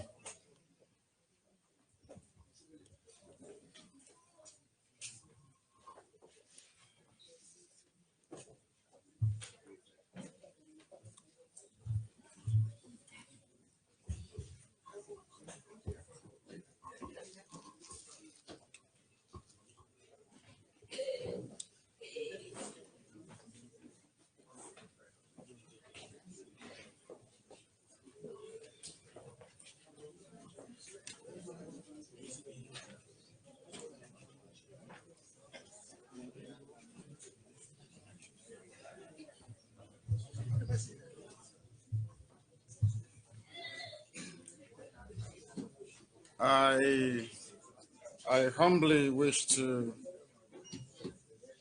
accept this. It is an honor and a unique privilege for me. And I will tell the London family why this is very, very important to me. All the trophies and awards that I was given when my home was stormed on the 14th of September 2017, I lost all of them. They were taken to Government House to be given to Okezi Bazu. But I have returned to London to my base, and this family here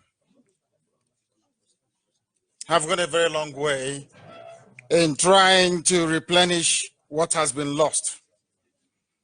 The same way that I have received this very trophy this very day, the same way that I lost them and London have replaced them, is how our sovereignty that was stolen will be restored by Chukwuka Premier.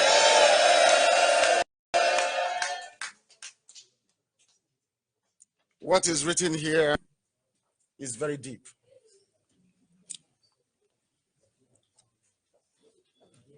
It is too deep that I have to keep it to myself. You have to forgive me.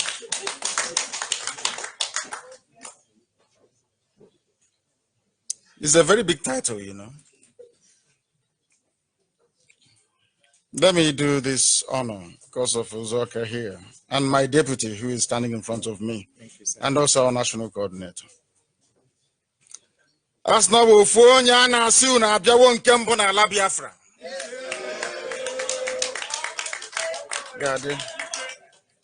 It is in recognition of my steadfastness in Biafra restoration struggle, and may Chukwuka Biama continue to guide me and my family.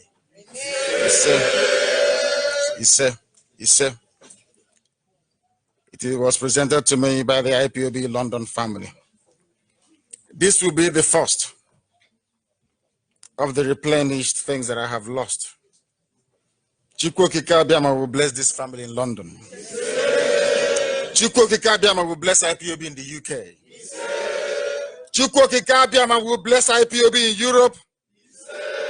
Chukwuka Biama will bless this worldwide family.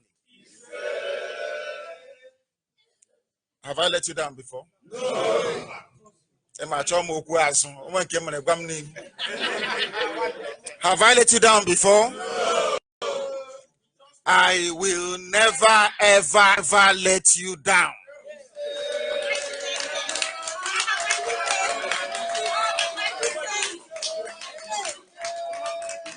I made a pledge before Chukwuka Biama. Any day I will contemplate doing anything that will bring Biafra disgrace or shame. Any day I think about going back on this very effort, Chukwuka Biama will kill me and kill my family.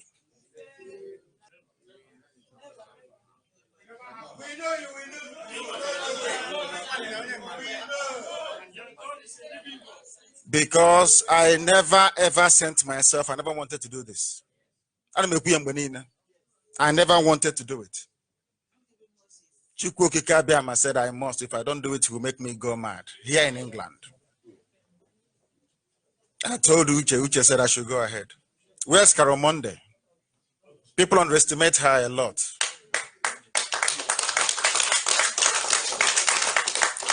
I can tell you tonight, all of you, that without this woman, we won't be where we are today.